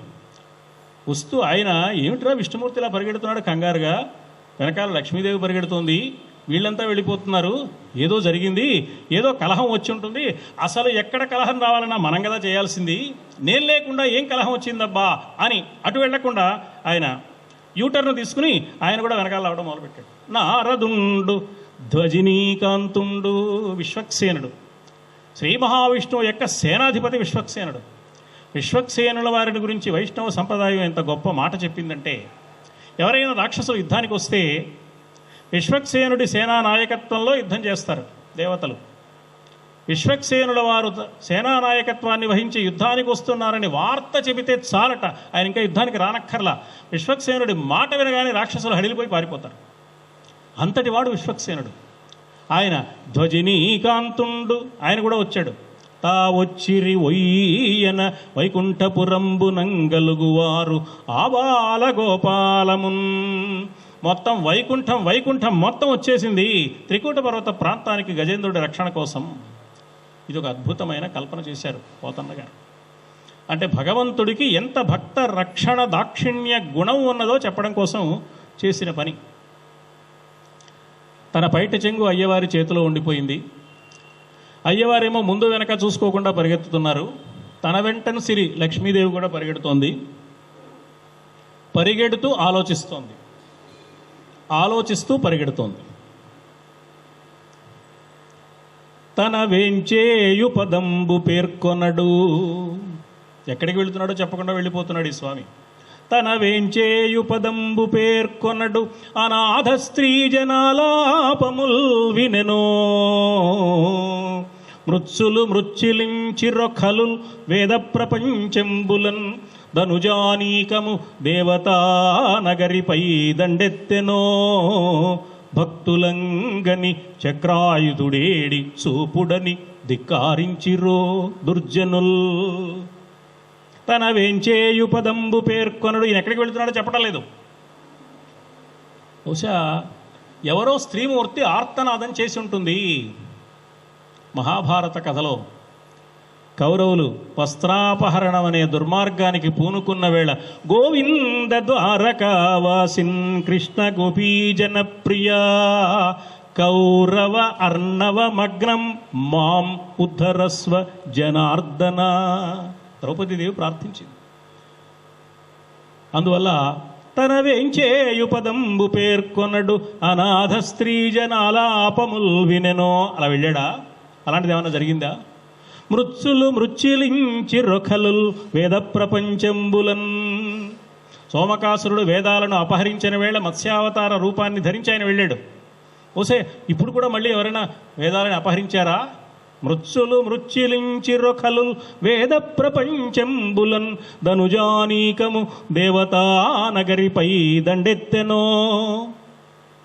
బలిచక్రవర్తి దేవతల సామ్రాజ్యం మీద దండెత్తాడు. దేవతల సామ్రాజ్యం మీద రాక్షసులు ఎవరైనా దండెత్తారా? అప్పుడు విష్ణుమూర్తి యొక్క సహాయం అవసరమైందా? వాళ్ళు ప్రార్థించారా? అందుకని పరిగెడుతున్నాడు ఆయన. ధనుజానీకము దేవతా నగరిపై దండెత్తెనో భక్తులంగని చక్రాయుధుడు ఏడి చూపుడని ధిక్కారించిరో దుర్జనుల్. నిన్న చెప్పుకున్న కథ. ఎక్కడున్నాడురా నీ శ్రీహరి అని ఎవరైనా అడిగారేమో తన భక్తుణ్ణి. అందుకని ఆ భక్తుణ్ణి రక్షించడం కోసం తాను అక్కడ ఉండాలి కాబట్టి బయలుదేరి పరిగెడుతున్నాడా? తన వేంచేయు పదంబు పేర్కొనడు అనాథ స్త్రీ జనాలాపముల్ వినెనో మృత్సులు మృత్యులించి రొఖలు వేద ప్రపంచంబులన్ ధనుజానీకము దేవతా నగరిపై దండెత్తెనో భక్తులంగని చక్రాయుధుడు ఏడి చూపుడని ధిక్కారించిరో దుర్జనుల్. ఎంత అద్భుతమైన రచనా విన్యాసమో. అలా వైకుంఠపురంబులో దగ్గర నుంచి మొదలుపెట్టి చూస్తే అలా వైకుంఠపురంబులో సిరికించెప్పడు తన వేంచేయు పదంబు పేర్కొనడు. అన్ని మత్తేభ పద్యాలు. కథ గజేంద్రుడి కథ. అన్ని వరుసగా మత్తేభాలు రాసుకుంటూ వస్తున్నారు పోతన్న గారు.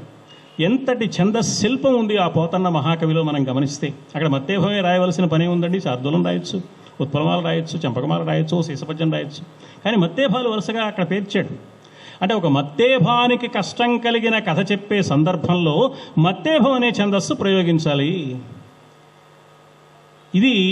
దీన్ని ఛందస్సుకు సంబంధించిన ఔచిత్యం, వృత్తౌచిత్యం, ఛందశిల్పం అంటూ ఉంటారు అలంకారికులు. పోతన్న గారు దాన్ని పాటించినట్లు ఈ సన్నివేశంలో మనం గుర్తిస్తాం. అలా వరుసగా మత్తేభాలన్నీ పేర్చాడు ఆయన. ఎక్కడికి వెళుతున్నాడో చెప్పకుండా వెళుతున్నాడు. ఏమిటి హడావిడి, ఎక్కడికి వెళుతున్నారని అడుగుదామా అనుకుంది ఆవిడ పాపం. అడిగెదనని కడు వడిజను అడిగిన తన మగుడ నుడుగడని నడ ఉడుగున్. నీకు చెప్పే విషయాలైతే నేనే చెప్పను, ఊరికి అన్ని వివరాలు అడుగుతావు. ఆఫీస్ మ్యాటర్స్ నీకెందుకు అంటాడేమో. అంటే పాత తరం భర్తల సంగతి లేండి చెప్పేది, ఈ తరం వాళ్ళ సంగతి కాదు, పాతకాలం వాళ్ళ సంగతి. అందుకని అడిగిన తన మగుడ నుడుగడని నడయుడుగున్ వెడవెడ సిడిముడి తడబడ అడుగిడి అడుగిడదు జడిమ అడుగిడు నడ. ఒక అడుగు వేస్తోంది, 2 అడుగులు వెనక్కి వేస్తోంది. అడుగుదామా వద్దా, అడుగుదామా వద్దా, అడుగుదామా వద్దా అని తడబాటు పడుతున్న లక్ష్మీదేవి యొక్క వృత్తాంతాన్ని డకార పునరుక్తితో అద్భుతమైన పద్యాన్ని పోతన్న గారు అందించారు. ఈ అష్టావధానాల్లో వ్యస్తాక్షరి అని ఒకటి ఉంటుంది. ఆ వ్యస్తాక్షరి పృచ్ఛకుడు ఈ పద్యపాదాన్ని గనక ఎన్నుకుని ఓసారి డా, ఓసారి డి, ఓసారి డు అంటుంటే ఈ పద్యపాదం స్ఫురించకపోతే అవధాని దీన్ని గుర్తుపెట్టుకోవడం చాలా కష్టం. ప్రతి 2వ అక్షరము డకారమే. ఎంత అద్భుతమైన రచనా విన్యాసము. దీన్ని సర్వలఘు కందం అంటారు. ఇలాంటి సర్వలఘు కందాలు బోరుడు రాశాడు పోతన్న గారు భాగవతం నిండా. అలా అడుగుదామా వద్దా, అడుగుదామా వద్దా అని ఆవిడ ఆలోచిస్తోంది. ఇంతవరకు బాగానే ఉంది. కానీ ఈ ప్రయాణంలో లక్ష్మీదేవి పడరాని పాటలు పడింది పాపం. పురుషుడు ఒక్కడే అయితే ఓ కాలు రైల్లో, ఓ కాలు గాల్లో పెట్టి ప్రయాణం చేసిన అభ్యంతరం లేదు. కుటుంబంతో వెళ్ళేటప్పుడు కాస్త ముందుగా రిజర్వేషన్ వ్యవహారం ఉండాలా వద్దా? ఆయన అలా వెళ్ళిపోతున్నాడు, వెనకాల అమ్మవారు వెళుతోంది. అమ్మవారికి ఎంత ఇబ్బంది అండి, ఆయన అయితే పర్వాలేదు వెళ్ళిపోవచ్చు. అమ్మవారు పడిన ఇబ్బందిని కూడా పోతన్న గారు చాలా సవిస్తరంగా వర్ణించారు. ఓ విమర్శకుడు అన్నాడు, పోతన్న గారు పేదవాడు కదా, లక్ష్మీదేవి అనుగ్రహం ఆయనకు కలగలేదు కదా, అందుకని కోపం వచ్చి ఇప్పుడు పగ తీర్చుకున్నాడు అన్న. చమత్కారంగా చెప్పిన మాట. లక్ష్మీదేవి ఎన్ని పాట్లు పడిందో వర్ణించారు పోతన్న గారు. అందులో ఒక్క పద్యం మాత్రం చెప్పుకుందాం. అమ్మవారు ఎలా వెళ్తోంది, వీటికి మూలం లేదు, ఇది పోతన్న గారి కల్పన.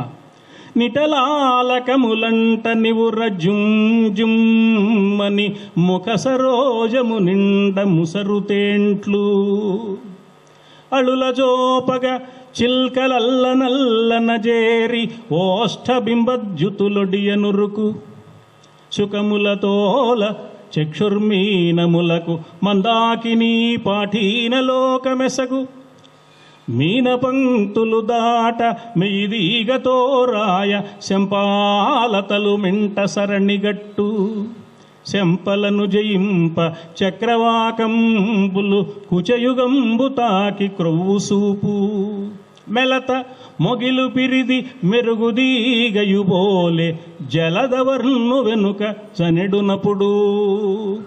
మేఘం లాంటి రూపంతో ఆయన ఉన్నాడు, మెరుపు తీగలాగా అమ్మవారు ఉంది. ఆ మేఘం వెంట మెరుపు తీగలాగా విష్ణుమూర్తి వెంట లక్ష్మీదేవి వెళుతూ ఉంటే ఏం జరిగిందయ్యా అంటే, ఆమె ముఖం పద్మంలా ఉంది. అందుకని ప్రయాణం చేస్తుంటే ఈ పద్మం ఏదో వచ్చిందిరా అనుకుని తొమ్మిదలన్నీ మూగాయట. నిటలాలకములంట నివుర జుమ్జుమ్మని ముఖ సరోజము నిండ ముసరుతేంట్లు. ఓ చేత్తో పైట చెంగు పట్టుకోవాలి, రెండు చేతులతో తోలుకోవడానికి వీల్లేదు. ఒక చేత్తో పైట చెంగు పట్టుకుని ఆ తొమ్మిదల్ని రెండో చేత్తో తోలుకుంటోంది పాపం ఆవిడ. ఇక్కడ ఆయన చేతిలో చిక్కుకుపోయింది కదా, ఆయన ఏమి ముందు వెనక చూసుకోకుండా పరిగెడుతున్నాడు. ఒక చేత్తోనే పాపం కష్టపడి తోలుకుంటోంది. నిటలాలకములంట నివుర జుమ్జుమ్మని ముఖ సరోజము నిండ ముసరుతేంట్లు అళుల జోపగా, ఎలాగో తొమ్మిదల్ని తోలుకుంటే అళుల జోపగా చిల్కలల్లనల్లన జేరి ఓష్ఠబింబద్యుతులొడియనురుకు. అమ్మవారి పెదవి దొండపండులా ఉందనుకుని చిలుకలు వచ్చాయట కొరుక్కు తిందామని. ఆ తర్వాత ఎలాగో చిలుకలను కూడా తోలుకుంది. సుఖములతోల, ఆ చిలుకల్ని తప్పించుకునేటప్పటికీ చక్షుర్మీనములకు మందాకినీ పాఠీనలోకమెసగు. బేడిస చేపలు, ఆకాశ గంగలో ఉన్న బేడిస చేపలు, అవురా ఎవర్రా ఈవిడ? సర్వసాధారణంగా ఏ కావ్య నాయికని వర్ణించాలన్నా కూడా ఆమె కనులు బేడిస చేపల్లో ఉంటాయని కవులందరూ అంటూ ఉంటారు. మా అందం ఎందుకు పనికొస్తుంది, ఈమె కనుల సౌందర్యం చాలా బాగుందని చూడడానికి చేపలన్నీ చుట్టూ మూగేట. సుఖములతోల చక్షుర్మీనములకు మందాకినీ పాఠీనలోకమెసగు మీన పంక్తులు దాట, ఎలాగో ఆ చేపలను కూడా తప్పించుకుంది. మెయిదీగతో రాయ శంపాలతలు మింట సరణిగట్టు. అమ్మవారి శరీరం మెరుపు తీగలాగా ఉంది. అందుకని అసలు మెరుపు తీగలన్నీ వరుసగా క్యూ కట్టి నుంచి ఆశ్చర్యంగా చూస్తున్నాయట. ఎందుకని అంటే, మాకంటే గొప్ప మెరుపు ఈమెలో ఉంది, పైగా మేము అలా క్షణం మెరిసి మాయమైపోతాం, అమ్మవారిలో నిలకడగా ఉందే ఈ మెరుపు, ఎవర్రా ఈ మెరుపు తీగ, ఇదేమిటో ఆశ్చర్యంగా ఉందని అవన్నీ అలా నుంచున్నాయట. శంపాలతలు మింట సరణిగట్టు శంపలను జయింప, ఎలాగో మెరుపు తీగల్ని కూడా దాటుకుని ముందుకు వెడితే చక్రవాకంబులు కుచయుగంబు తాకి క్రొవ్వు సూపు. చక్రవాక పక్షులు ఉన్నాయి అక్కడ. సర్వసాధారణంగా ప్రబంధ కవులందరూ కావ్య నాయిక యొక్క వక్షస్థల సౌందర్యాన్ని చక్రవాక పక్షులతో పోల్చి వర్ణిస్తారు. అందుకని అమ్మవారి వక్షస్థల సౌందర్యాన్ని చూసి ఆశ్చర్యపోయి చక్రవాక పక్షులని అక్కడ నిలబడ్డాయన్నారు. అంటే ఏమిటి పద్యంలో చెప్తున్నది ఆయన? అమ్మవారి ముఖం పద్మంలా ఉంది, అమ్మవారి పెదవి దొండపండులా ఉంది, అమ్మవారి కనులు వేడిస చేపల్లా ఉన్నాయి, అమ్మవారి శరీర కాంతి మెరుపు తీగల కాంతితో ఉంది, అమ్మవారి వక్షస్థలం చక్రవాక పక్షుల్లో ఉంది. చస్తుంటే సంధ్యమంత్రం అని అక్కడ గజేంద్రుడేమో చావు బతుకుల్లో ఉన్నాడా? అమ్మవారి పైట చెంగు తన చేతుల్లో ఉందని మరిచిపోయి ఆలోచన కూడా లేకుండా విష్ణుమూర్తి ఒళ్ళుపై తెలియకుండా పరిగెడుతున్నాడా? ఇప్పుడు పనిగట్టుకుని అమ్మవారి సౌందర్యాన్ని వర్ణించడం ఏమైనా న్యాయం అండి? ఔచిత్యం తెలిసిన కవి చేయవలసిన పనేనా? పైగా ఆయన భక్తపోతన, పైగా పోతన్న భక్తపోతన కాదు శృంగార పోతన అని అద్భుతమైన వ్యాసాలు కూడా వచ్చాయి. మరి ఇలాంటి పద్యాలు రాస్తే రావు. పద్యం రాసేప్పుడు జాగ్రత్తగా రాయాలి, ఒళ్ళ దగ్గర పెట్టుకుని రాయాలి. ఇష్టం వచ్చినట్టు రాస్తే అలాంటి నిందలే వస్తాయి. పోతన్న గారికి కూడా వచ్చాయి పాపం. ఏమిటి అయి ఉంటుంది పోతన్న గారి ఉద్దేశం జాగ్రత్తగా పరిశీలిస్తే?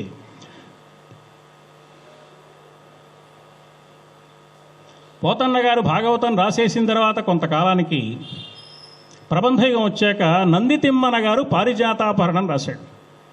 ఆ పారిజాతాపహరణంలో భూమి నుంచి శ్రీ మహావిష్ణువు స్వరూపుడైన కృష్ణుడు సత్యభామతో కలిసి స్వర్గలోకానికి వెళ్ళాడు పారిజాతాన్ని తీసుకురావడానికి. వెళ్ళినప్పుడు ఎలా వెళ్ళాడు అంటే వరుసగా ఏ ఏ ప్రదేశాలు దాటి వెళ్ళాడో ఆ ప్రదేశాల పేర్లన్నీ చెప్పాడు నందితిమ్మన గారు ఆ ప్రయాణ మార్గంలో. అత్యంత అద్భుతమైన కల్పన విన్యాసం చేయగలిగిన ప్రబంధ కవి అయిన నందితిమ్మన గారు వాచ్యంగా ప్రదేశాల పేర్లు చెప్పాడు. భూలోకంలో బయలుదేరారండి. భూలోకంలో బయలుదేరిన తర్వాత వాయుమండలం, ఆ తర్వాత మేఘమండలం, ఆ తర్వాత ఆకాశగంగా, ఆ తర్వాత మేరుపర్వత ప్రాంతం, ఆ తర్వాత నందనవనం, అదిగో అక్కడ స్వర్గం ఉంది, ఆ పైన వైకుంఠమో ఏవో ఉన్నాయి.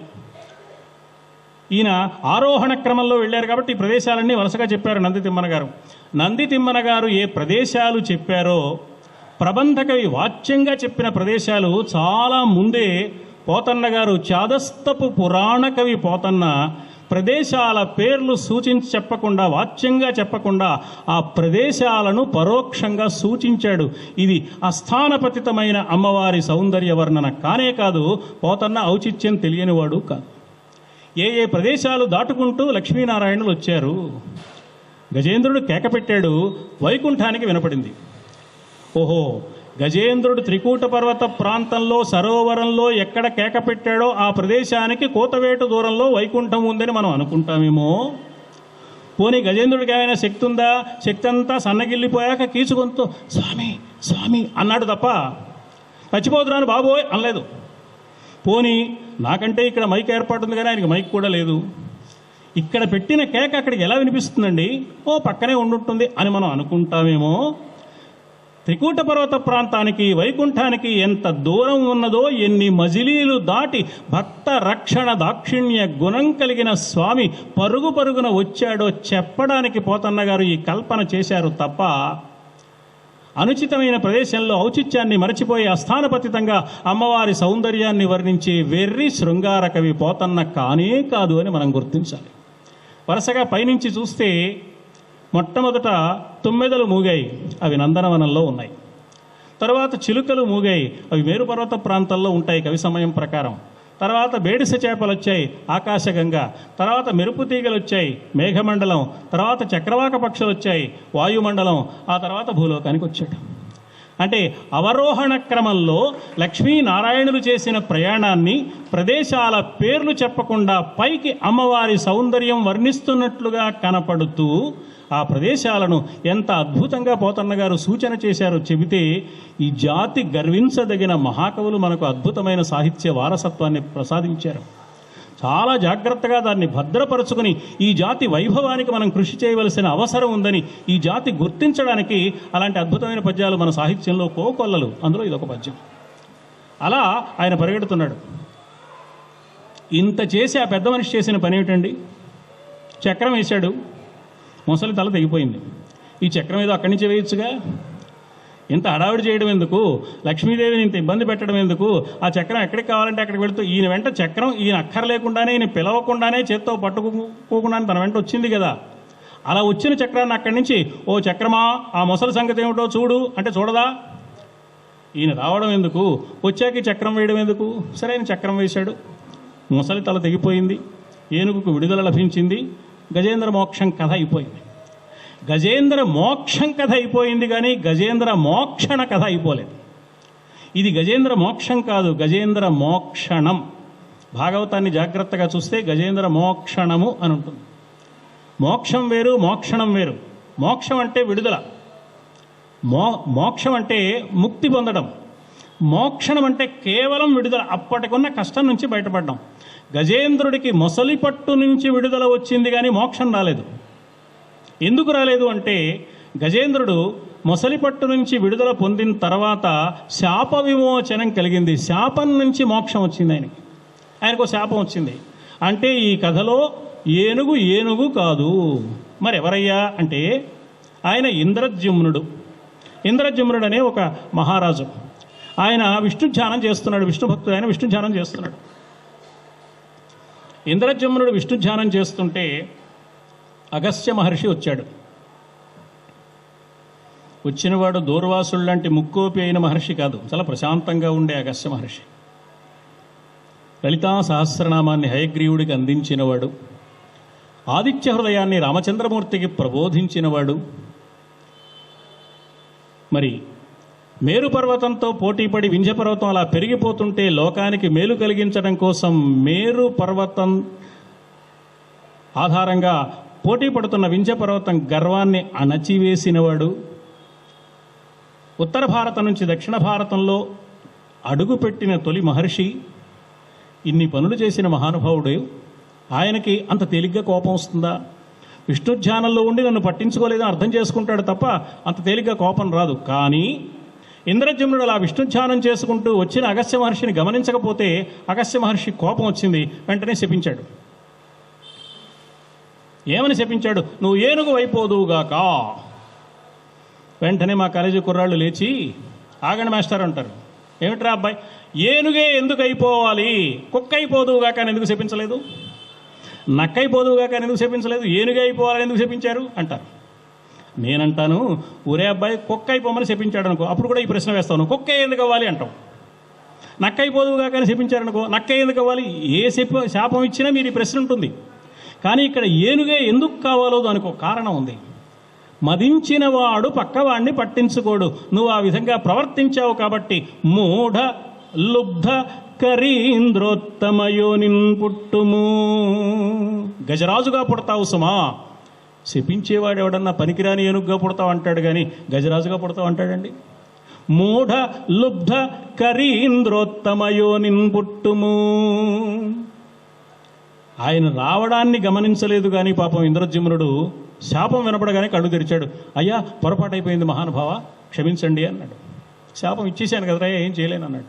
కనీసం శాప విమోచనం అనుగ్రహించండి. త్రికూట పర్వత ప్రాంతంలో నువ్వు గజరాజుగా పరివారంతో సహా విహరిస్తూ ఉంటావు, మొసలి నిన్ను పట్టుకుంటుంది. ఆ పట్టుకున్న మొసలిని తప్పించుకోవడానికి ప్రయత్నం చేస్తావు, నీ వల్ల కాదు. అప్పుడు పాత కథ నీకు జ్ఞాపకానికి వస్తుంది. విష్ణువుని ప్రార్థిస్తావు, ఆయన వస్తాడు, మొసలిని సంహరిస్తాడు, నీకు ఏనుగు జన్మ నుంచి విడుదల లభించి మళ్ళీ ఇంద్రజమ్నుడు అవుతావు. గజేంద్రుడికి మోక్షణమే తప్ప మోక్షం లేదనమాట. అందుకని ఇంద్రజమ్నుడికి ఇచ్చిన శాపం కారణంగా ఇంద్రజమ్నుడు గజేంద్రుడై పుట్టాడు. అంటే ఇది ఈ కథలో ఏనుగు కాదు, ఇంద్రజమ్నుడు.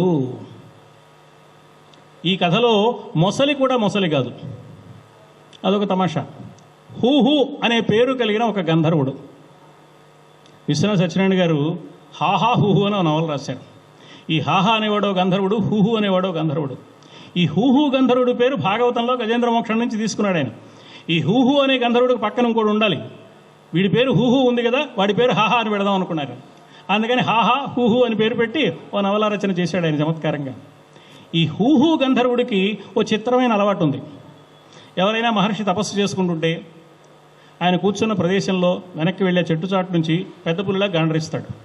ఆయన భయపడి లేచితే, ఏం తపస్సు అయ్యా నీది, పెద్ద పులి వచ్చిందని భయపడ్డావు అని వేళాకోళం చేస్తాడు. ఇదో ఆయనకు సరదా. ఒక్కొక్కళ్ళకి ఒక సరదా ఉంటుంది, విచిత్రమైన సరదాలు ఉంటాయి మనుషులకు, మనం ఏం చేయలేం. గంధర్వులకు కూడా ఉన్నాయి. దేవలుడు అనే మహర్షి నది నీళ్లలో నడుం లోతు వరకు నిలబడి అర్ఘ్యప్రదానం చేస్తున్నాడు. వీడికి సరదా పుట్టింది, మొసలిలాగా వెళ్ళి ఆయన కాలు పట్టుకుంటే ఆయన ఇలా కివ్వన కేక పెడతాడు అని. ఆ నీళ్లలోంచి ఇలా ఇలా ఇలా మొసల్లాగా వెళ్ళి ఆయన కాలు పట్టుకున్నాడు. ఆయన కంగారు పడ్డాడు, ఆయన వేళాకోళం చేశాడు. వీడు, నువ్వు గంధర్వుడు అయి ఉండి మొసలిలాగా ప్రవర్తించావు కాబట్టి మొసలి అయిపోదువుగాక అన్నాడు. శాపం వచ్చిన తర్వాత వాడి జ్ఞానం వచ్చింది. అయ్యా తప్పు చేశాను, క్షమించండి అన్నాడు.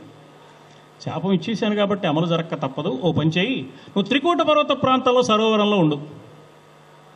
అక్కడికి ఓ ఏనుగు వస్తుంది, దాన్ని పట్టుకో, పొర్రపాటును కూడా వదలకు.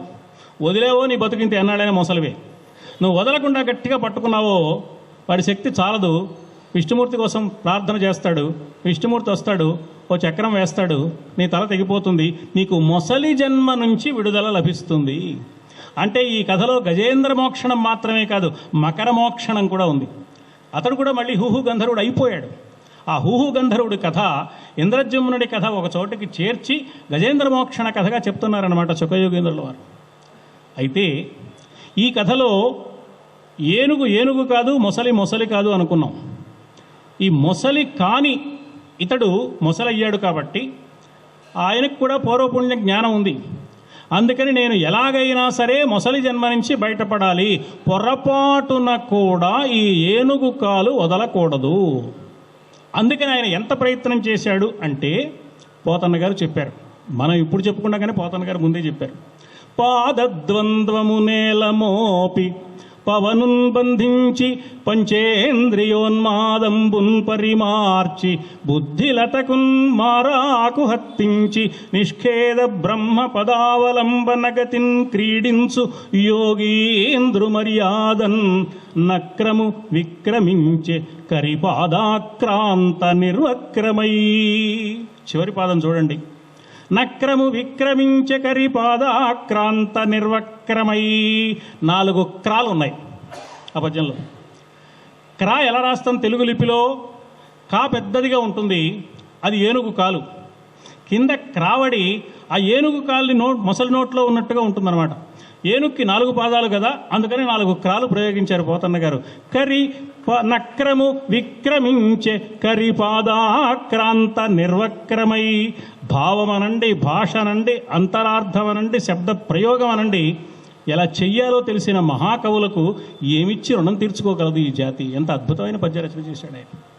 పాదద్వంద్వము నేలమోపి పవనున్ బంధించి, 2 పాదాలు నేల మీద గట్టిగా ఊనిక చేసి ప్రాణాయామ ప్రక్రియతో గాలిని బిగించి పవనున్ బంధించి పంచేంద్రియోన్మాదంబున్ పరిమార్చి. మొసలి ఎప్పుడైతే ఏనుగు ముందటి 2 కాళ్ళు గట్టిగా కరచి పట్టుకుందో అటు ఇటు చూస్తుంటే రకరకాల కనపడుతూ ఉంటాయి. ఏదో వ్యామోహం కలుగుతుంది. ఒక్కసారి అలా పట్టుకుందామని వదిలేస్తే ఏనుగు జారిపోతుంది. అందుకని పంచేంద్రియోన్మాదంబున్ పరిమార్చి బుద్ధిలతకున్ మారాకు హత్తించి. బుద్ధి బాగా చురుగ్గా పనిచేస్తుంది అన్నమాట, కొత్త చిగుళ్ళు తొడుగుతోంది. బుద్ధిలతకున్ మారాకు హత్తించి. కపిలవాయి లింగమూర్తి గారిని ఒక అద్భుతమైన విమర్శకుడు ఉన్నాడు, ఒక మహానుభావుడు. ఆయన చాలా చమత్కారంగా అన్నాడు, పోతన్న గారు రామభక్తుడు కదా, అందుకని మొసలి చేత కూడా రామ సంకీర్తనం చేయించాడు. బుద్ధిలతకున్ మా రాకు హత్తించి. తన బుద్ధిలో మా అనే అక్షరాన్ని రా అనే అక్షరానికి తగిలించి కష్టపడ్డాడు ఈ మొసలి. బుద్ధిలతకున్ మారాకు హత్తించి. లింగమూర్తి గారు ఆ పని చెప్పగానే భాష బాగా మాకే తెలుసు అనుకున్న పండితులు తయారయ్యారు. అయ్యా, మారాకు అన్నప్పుడు బండిరా ఉండాలి కానీ మామూలు రా ఉండకూడదు, రామ అనడం ఎలా కుదురుతుంది బండిరా రాస్తే అని వీళ్ళు అడిగారు. చమత్కారాన్ని ఆధారం చేసుకుని అంతరార్థాలు చెప్పే చోట వ్యాకరణ శాస్త్రం ఇలాంటి వాటితో పనిలేదు. వాటి పక్కకి తప్పిస్తేనే చమత్కారం వస్తుంది, అంతరార్థం వస్తుంది. ఆయన తెలియనివాడు కాదు. మారాకు అన్నప్పుడు బండిరా ఉంటుందని ఆయనకి తెలియనివాడు కాదు. బండిరా అంటే అది రాకపోయినా బండిరా వాడాలి కొన్ని చోట్ల. కానీ ఎక్కడ వాడాలో ఎక్కడ వాడకూడదో తెలిసి వాడుకోవడం మంచిదే. బండిరా కానీ అరసొన్నకు కానీ వాటి ప్రయోజనాలు వాటికి ఉన్నాయి. తెలివి తక్కువ వాళ్ళే చాదస్తంగా పెట్టలేదు ఆ భాషలో ఆ అక్షరాలు. కానీ ఇక్కడ చమత్కారం సృష్టించడం కోసం లింగమూర్తి గారు చమత్కారంగా ఆయన బుద్ధిలతకున్ మా రాకు హత్తించి నిష్ఖేద బ్రహ్మ పదావలంబనగతిన్ క్రీడించు యోగీంద్రు మర్యాదన్. ఒక యోగిలాగా పట్టుకున్నాడు. ఈ యోగము రాజయోగం కాదు, దీన్ని హఠయోగం అంటారు. హఠయోగం పట్టాడు ఆ మకరం. ఆ హఠయోగం పట్టడంతో పాపం ఏనుగు ఏం చేయలేకపోయింది, ఇబ్బంది పడింది. ఇక ఏనుగు పరిస్థితి ఎలా ఉంది అది కూడా పోతన్న గారు చెప్పారు. ఊహ కలంగి జీవనపుటోలమునంబడిపోరుచున్ మహామోహలతాని బద్ధ పదమున్ విడిపించుకొనంగలేక సందేహము పొందు దేహిక్రియ దీనదశన్ గజముండే భీషణగ్రాహ దురంత దంత పరిఘట్టిత పాదకురాగ్రశల్యమై.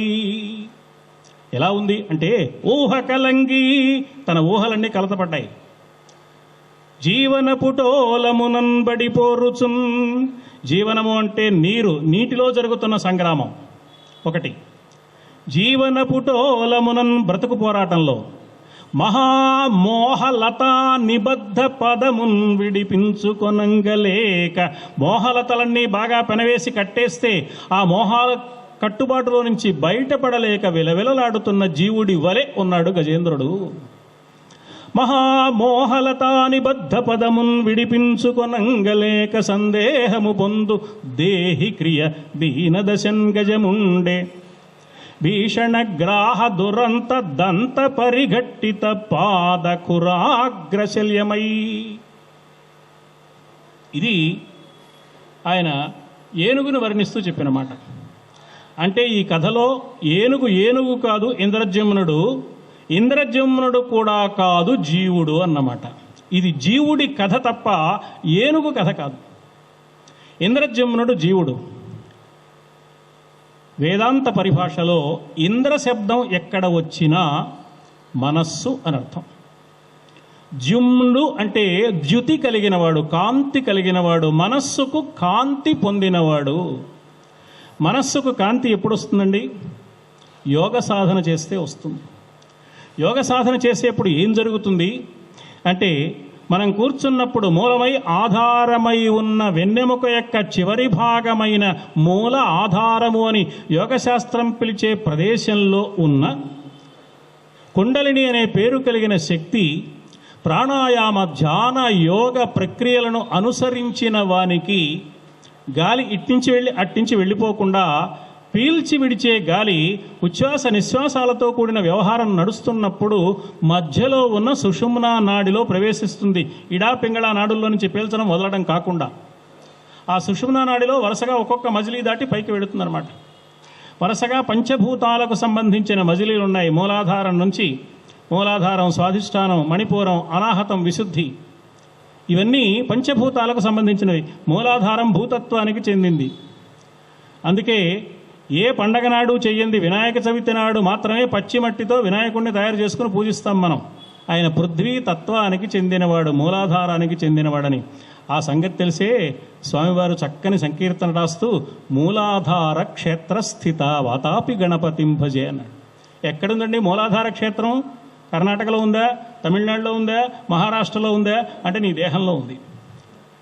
ఎంత అద్భుతమైన రచనలు చేశారు మహానుభావులు చూడండి. మూలాధార క్షేత్రస్థిత వాతాపి గణపతిం భజే అనే కీర్తన గణపతి ఉన్న స్థానాన్ని తెలియజేస్తోంది. మూలాధారానికి గణపతి అధిపతి, అది పృథ్వీతత్వం.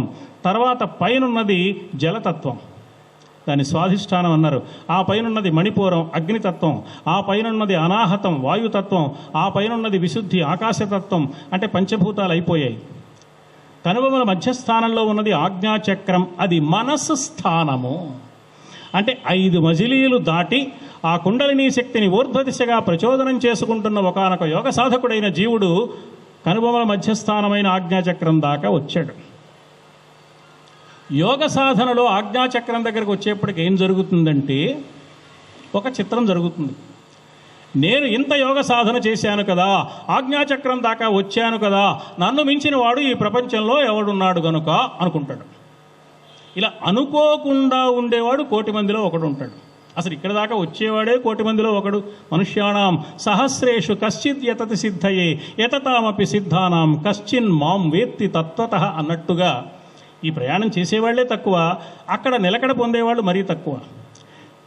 ఆజ్ఞాచక్ర స్థానం దగ్గరకు వచ్చేటప్పటికి ఒక గర్వం, ఒక అహంకారం, భ్రాంతి ప్రవేశిస్తుంది అని చెప్పడానికే లలితా సహస్రనామ స్తోత్రంలో ఆజ్ఞాచక్రాల్లో ఉన్న అమ్మవారిని గురించి వర్ణిస్తూ అతి గర్విత అన్నారు వ్యాసుల వారు. అంటే అమ్మవారికి కూడా బాగా గర్వం ఉందడం మనకుంటే అభ్యంతరం ఏంటండి అనుకోవటానికి వీల్లేదు. అతి గర్విత అనే నామం ఏం సూచిస్తోందంటే, నాయనా యోగ సాధన చేసేటప్పుడు ఆజ్ఞాచక్రం దాకా వచ్చావా, వెర్రవీగే ప్రమాదం ఉంది సుమా, వెర్రవీగేవో జర్రును జారిపోతావు. అక్కడ జాగ్రత్తగా నిలకడతనాన్ని కలిగి ఉండాలి. ఇంద్రజుమ్నుడు అంటే మనస్సు స్థానమైన ఆజ్ఞాచక్రమైన కనుబొమల స్థానం వరకు యోగ సాధనలో కుండలిని ఊర్ధ్వదిశగా ప్రచోదనం చేసి చేసి కనుబొమ్మల మధ్యకు తెచ్చుకున్నవాడు. మనస్సుకి అప్పుడు లభించింది అద్భుతమైన దివ్య కాంతి. అక్కడ అహంకారం వచ్చే ప్రమాదం ఉంది కదా, జాగ్రత్తగా ఉండాలి. నిలకడతనం కావాలి. వచ్చిన మహర్షి ఎవరండి? అగస్త్య మహర్షి. అగం స్తబ్నాతి ఇది అగస్త్య, పర్వతం పెరగకుండా చేసినవాడు అంటే నిలకడతనానికి గుర్తు అన్నమాట. అందుకని ఇంకో మహర్షి కాకుండా అగస్త్యుడే వచ్చాడు. ఒకవేళ భాగవత కథ కల్పిత కథ అయితే ఈ కల్పన చేసినందుకు వ్యాసుల వారికి మనం ఏమిచ్చి రుణం తీర్చుకోగలం? ఎంత అద్భుతమైన కల్పన చేశాడు ఆయన. అగస్త్య మహర్షే వచ్చాడు, ఇంకో మహర్షి రాలేదు ఆయన. అక్కడికి అగస్త్యుడే వచ్చాడు. అంటే నిలకడ తనను నిలుపుకోలేకపోయిన సాధకుడు ఏమవుతాడు? దబ్బున కింద పడిపోతాడు. మూలాధారం నుంచి బయలుదేరి ప్రయాణం చేసి అన్ని మజిలీలు దాటుకుంటూ ఆజ్ఞాచక్రం దాకా వచ్చిన సాధకుడు కింద పడిపోయాడు. ఎక్కడ పడిపోయాడు అంటే యోగ సాధన చేసిన వాడికి నిలుపుకోలేకపోతే నష్టం ఉంది, కానీ చిన్న రక్షణ కూడా ఉంది. శుచీనాం శ్రీమతాం గేహే యోగ భ్రష్టోభిజాయతే, కొంత రక్షణ కూడా లభిస్తుంది. ఆ రక్షణ వల్ల వరుసగా ఒక్కొక్క మజిలీ కిందికి వచ్చి చిట్ట చివరిదైన మూలాధారంలో పడలేదు, దానికి ఒక మెట్టు పైన ఉన్న స్వాధిష్టానంలో పడ్డాడు, జల తత్వంలో పడ్డాడు. స్వాధిష్టానానికి వాహనం యోగశాస్త్రం ప్రకారం మకరం, అందుకని మొసలి పట్టుకుంది అని కథ చెప్పాడు. అంటే యోగ శాస్త్ర సంబంధమైన విషయాన్ని వ్యాసుల వారు ఒక కథగా మలచి చెబుతున్నారు తప్ప ఇది ఏనుగు కథ మొసలి కథ కానే కాదన్నమాట. అందుకని పూర్వరంగంలో ఇంద్రజుమ్నుడు కనిపిస్తాడు, హూహు గంధర్వుడు కనిపిస్తాడు, దేవల మహర్షి కనిపిస్తాడు, అగస్త్య మహర్షి కనిపిస్తాడు. వీళ్ళందరూ కలిసి ఈ యోగ సాధనకు సంబంధించిన కథ మనం అర్థం చేసుకోవడానికి, మనకు సహకరించడానికి ఆ కథలోకి పాత్రలుగా వచ్చారనమాట. వ్యాసుల వారు అంత అద్భుతమైన నిర్మాణం చేశారు. దాన్ని పోతన్న గారు చాలా అందంగా మనకు అందించారు. అందువల్ల ఈ కథలో గజేంద్రుడు కాదు ఇంద్రజుమ్నుడు కాదు జీవుడు. ఆ జీవుడు స్వాధిష్టానంలో పడిపోయాడు సుమా. స్వాధిష్టానం జలతత్వం, మకరమైన వాహనం ఉంది కాబట్టి ఆ మొసలి పట్టుకుందని కథలో చెప్పారు. అంటే జీవుడు యోగ సాధనలో ఆజ్ఞాచక్రం వరకు వెళ్ళిన తర్వాత నిలకడతనాన్ని నిలుపుకోలేకపోతే పడిపోతాడు. అప్పుడు చేయవలసింది శరణాగతి ఒక్కటే. అహంకారం వల్ల కదా పడిపోయాడు. నీవే తప్ప నితఃపరం బెరుగా లా ఒక్కింతయు లేదు. అహంకారం వదిలిపోయిన వాడు మాట్లాడే మాట అది. ఇంతవరకు అహంకరించాను కాబట్టి మన్నింపందగుందీను నిన్. శరణాగతి ఇది. ఈ శరణాగతి చాలా చిత్రంగా ఆత్మసాధనతో కూడి ఉంది. ఈ శరణాగతి తత్వ విచారణతో కూడి ఉంది. అందుకనే భగవాన్ రమణ మహర్షి ఒక చిత్రమైన మాట అన్నారు, శరణాగతి తత్వ విచారణ ఒకటే. మనకు చాలా ఆశ్చర్యంగా అనిపిస్తుంది. శరణాగతి ఏమో భక్తికి సంబంధించింది, తత్వ విచారణ ఏమో జ్ఞానానికి సంబంధించింది కదా, ఈ రెండు ఒకటే అంటారు ఏమిటైనా? బహుశా వేదాంతాన్ని గురించి మనకు తెలిసినంతగా ఆయనకి తెలియదేమో అని సందేహం వస్తుంది మనకి. ఆయన ఉద్దేశం ఏమిటంటే తత్వ విచారణ చేయగా మనం చేయవలసింది శరణాగతి మాత్రమే అర్థమవుతుంది. శరణాగతి చేయగా తత్వ విచారణ వల్ల జ్ఞానం కలుగుతుంది. ఈ రెండు ఒకటేనయ్యా. బొమ్మ బొరుసుల్లాగా ఒకే నాణ్యానికి బొమ్మ మాత్రమే ఉన్నా, బొరుసు మాత్రమే ఉన్నా షోలే సినిమాకి పనికొస్తుంది, కానీ మనం వాడుకోవడానికి పనికిరాదు. అందువల్ల నాణ్యానికి రెండు వైపులా ఉండాలి. మానవుడికి జ్ఞానము కావాలి, భక్తి కావాలి. ఈ రెండింటితో కలిసినప్పుడు జరిగే కథ గజేంద్రుడి కథగా మనకు చూపించి అద్భుతమైన నిర్మాణాన్ని చేశారు. అందుకని ఈ కథలో అన్ని అబద్ధాలే కనిపిస్తాయి మనకి. శుకయోగేంద్రుల వారు చెప్పినవన్నీ అబద్ధాలే. ఎక్కడైనా క్షీరసాగరం మధ్యలో త్రికూట పర్వతం ఉంటుందా? ఉంటే ఉంది. ఒకటి బంగారు శిఖరం అన్నారు, ఒకటి వెండి శిఖరం అన్నారు. మూడో శిఖరం ఏదో వజ్ర శిఖరమో, వైడూర్య శిఖరమో, మణి శిఖరమో, మాణిక్య శిఖరమో ఉండాలి, కానీ బొత్తిగా ఇనుప శిఖరం ఏమిటండి? ఈ దారిద్ర్యం ఏమిటి అనిపిస్తుంది మనకి. కాంచన అయస్సార కలధౌతమయములై మూడు శృంగంబులు మొనసియుండు. క్షీరసాగరం అంటే అది తెల్లగా ఉన్న ప్రదేశం. మిల్కీ వే, పాల పుంత అని విజ్ఞాన శాస్త్రవేత్తలు చెబుతున్నారు. అంటే శుద్ధ సత్వగుణం అన్నమాట. ఆ శుద్ధ సత్వగుణం మధ్యలో జీవుడు ఆ శుద్ధ సత్వగుణం నుంచి జారిపోయి మామూలు త్రిగుణాలతో కూడినవాడు అవుతాడు. ఆ సృష్టి ప్రారంభంలో శుద్ధ సత్వగుణమే ఉంటుంది. అదే ఉంటే సృష్టి లేదు. త్రిగుణాలు వచ్చినప్పుడే సృష్టి వస్తుంది. ఆ త్రిగుణాలతో కూడిన జీవుడికి ఏముంటాయి అంటే కాంచన అయస్సార కలధౌతమయములై. కాంచన బంగారం, కలధౌత వెండి, అయస్సార ఇనుము. ఇనుము తమో గుణానికి, వెండి సత్వగుణానికి, బంగారం రజోగుణానికి ప్రతీకలు. సత్వ రజస్తమోగుణ త్రిగుణాత్మకమైన సృష్టి ఉంది, ఆ మనస్సు ఉంది జీవుడికి అని చెప్పడానికి కాంచన అయస్సార కలధౌతమయములై మూడు శృంగంబులు మనసియుండు. పట్టుకున్నది గ్రాహం అన్నారు వ్యాసుల వారు. గ్రాహో బలీయాం చరణౌ ఋషో గ్రహీత్. ఎంతటి వాడికైనా, ఎంత విద్యావంతుడికైనా, ఎంత సంపన్నుడికైనా, ఎంత అధికారం కలిగిన వాడికైనా పరిస్థితులు తారుమారు గ్రహస్థితుల వల్ల ఏర్పడతాయి. అహంకరించిన నీకు గ్రహస్థితులు తారుమారైతే నీ పరిస్థితి ఏమవుతుందో తెలుసా అని చెప్పడానికి అక్కడ పట్టుకున్నది గ్రాహం.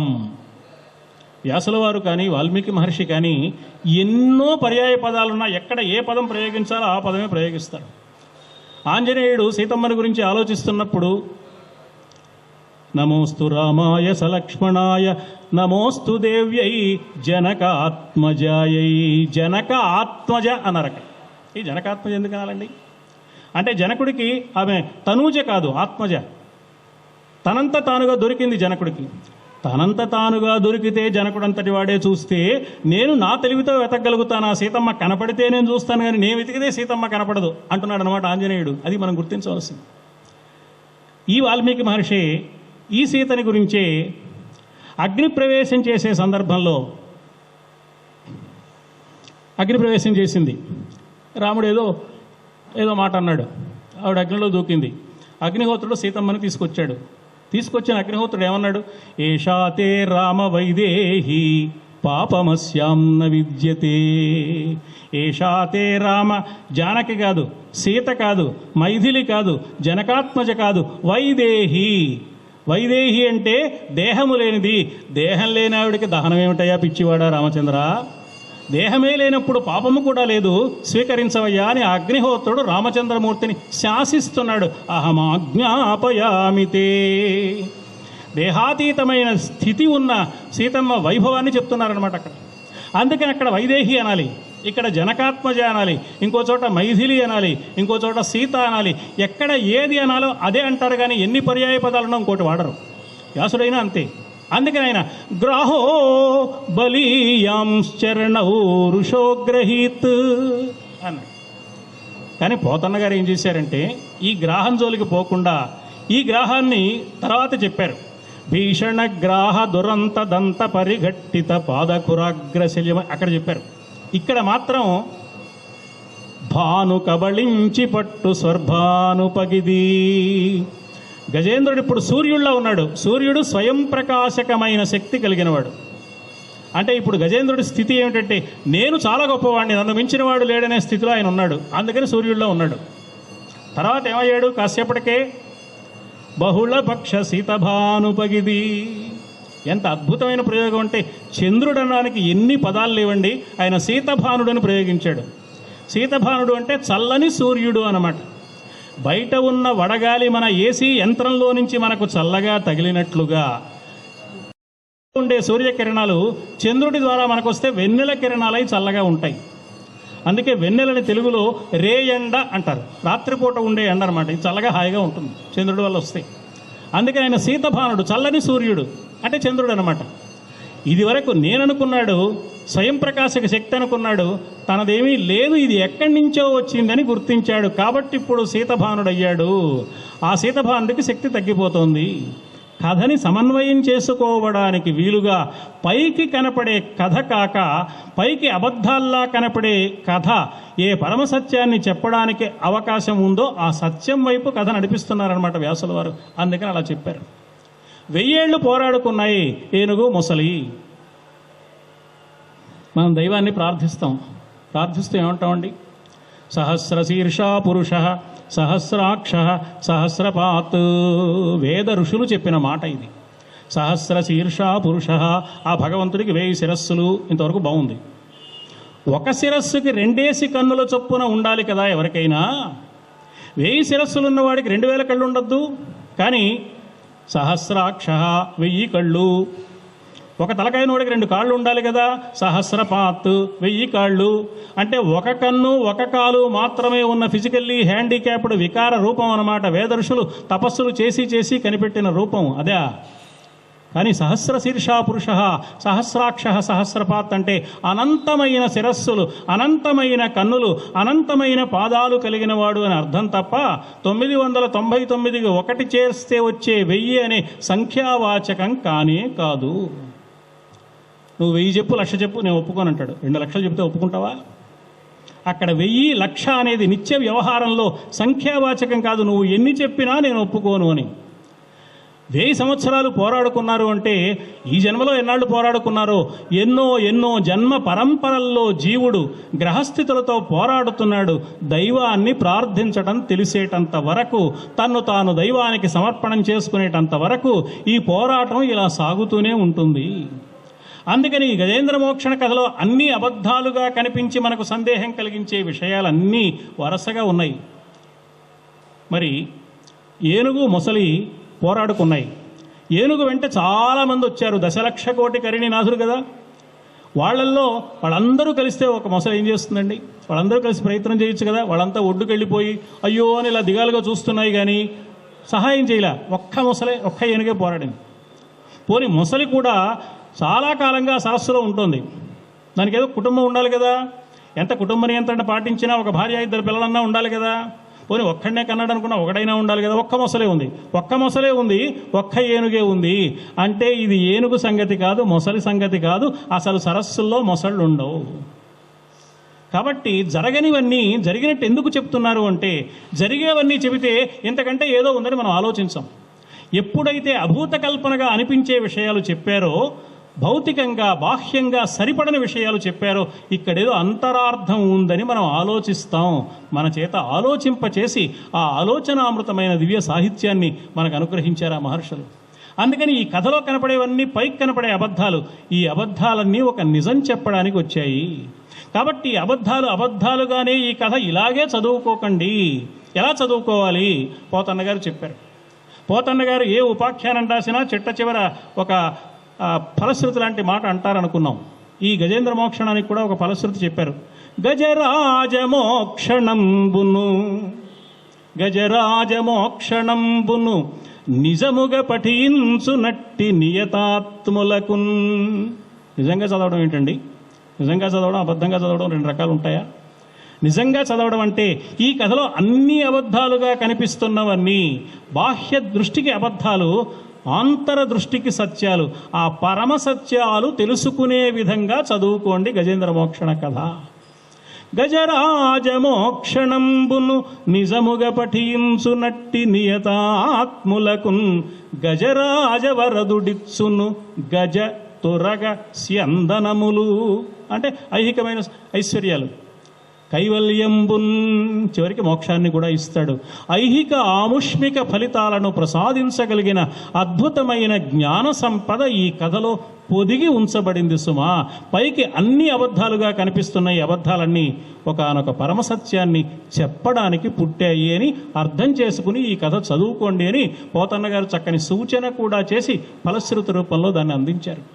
ఈ విధంగా గజేంద్ర మోక్షణ కథ చూస్తే ఒక యోగ తత్వానికి సంబంధించిన విశేషాన్ని కథారూపంగా వ్యాసుల వారు మనకు అందించారని, మహాభక్త శిఖామణి అయిన పోతన్న గారు భగవానుడి యొక్క భక్త రక్షణ దాక్షిణ్య గుణ వైభవాన్ని కీర్తించడానికి అరువైన తీరులో ఈ కథని నడిపించారని, అద్భుతమైన కవితా సౌందర్యాన్ని మేళవించి మనకు అందించారని అర్థమవుతుంది.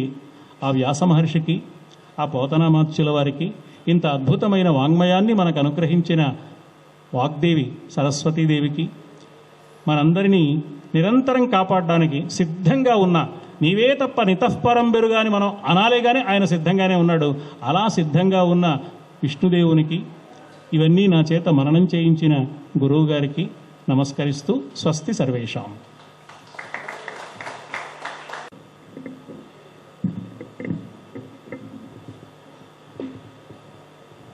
భగవంతుడు భక్తరక్షణ కళా సంరంభకుడు అని మొదట్లో చెప్పుకున్నాం.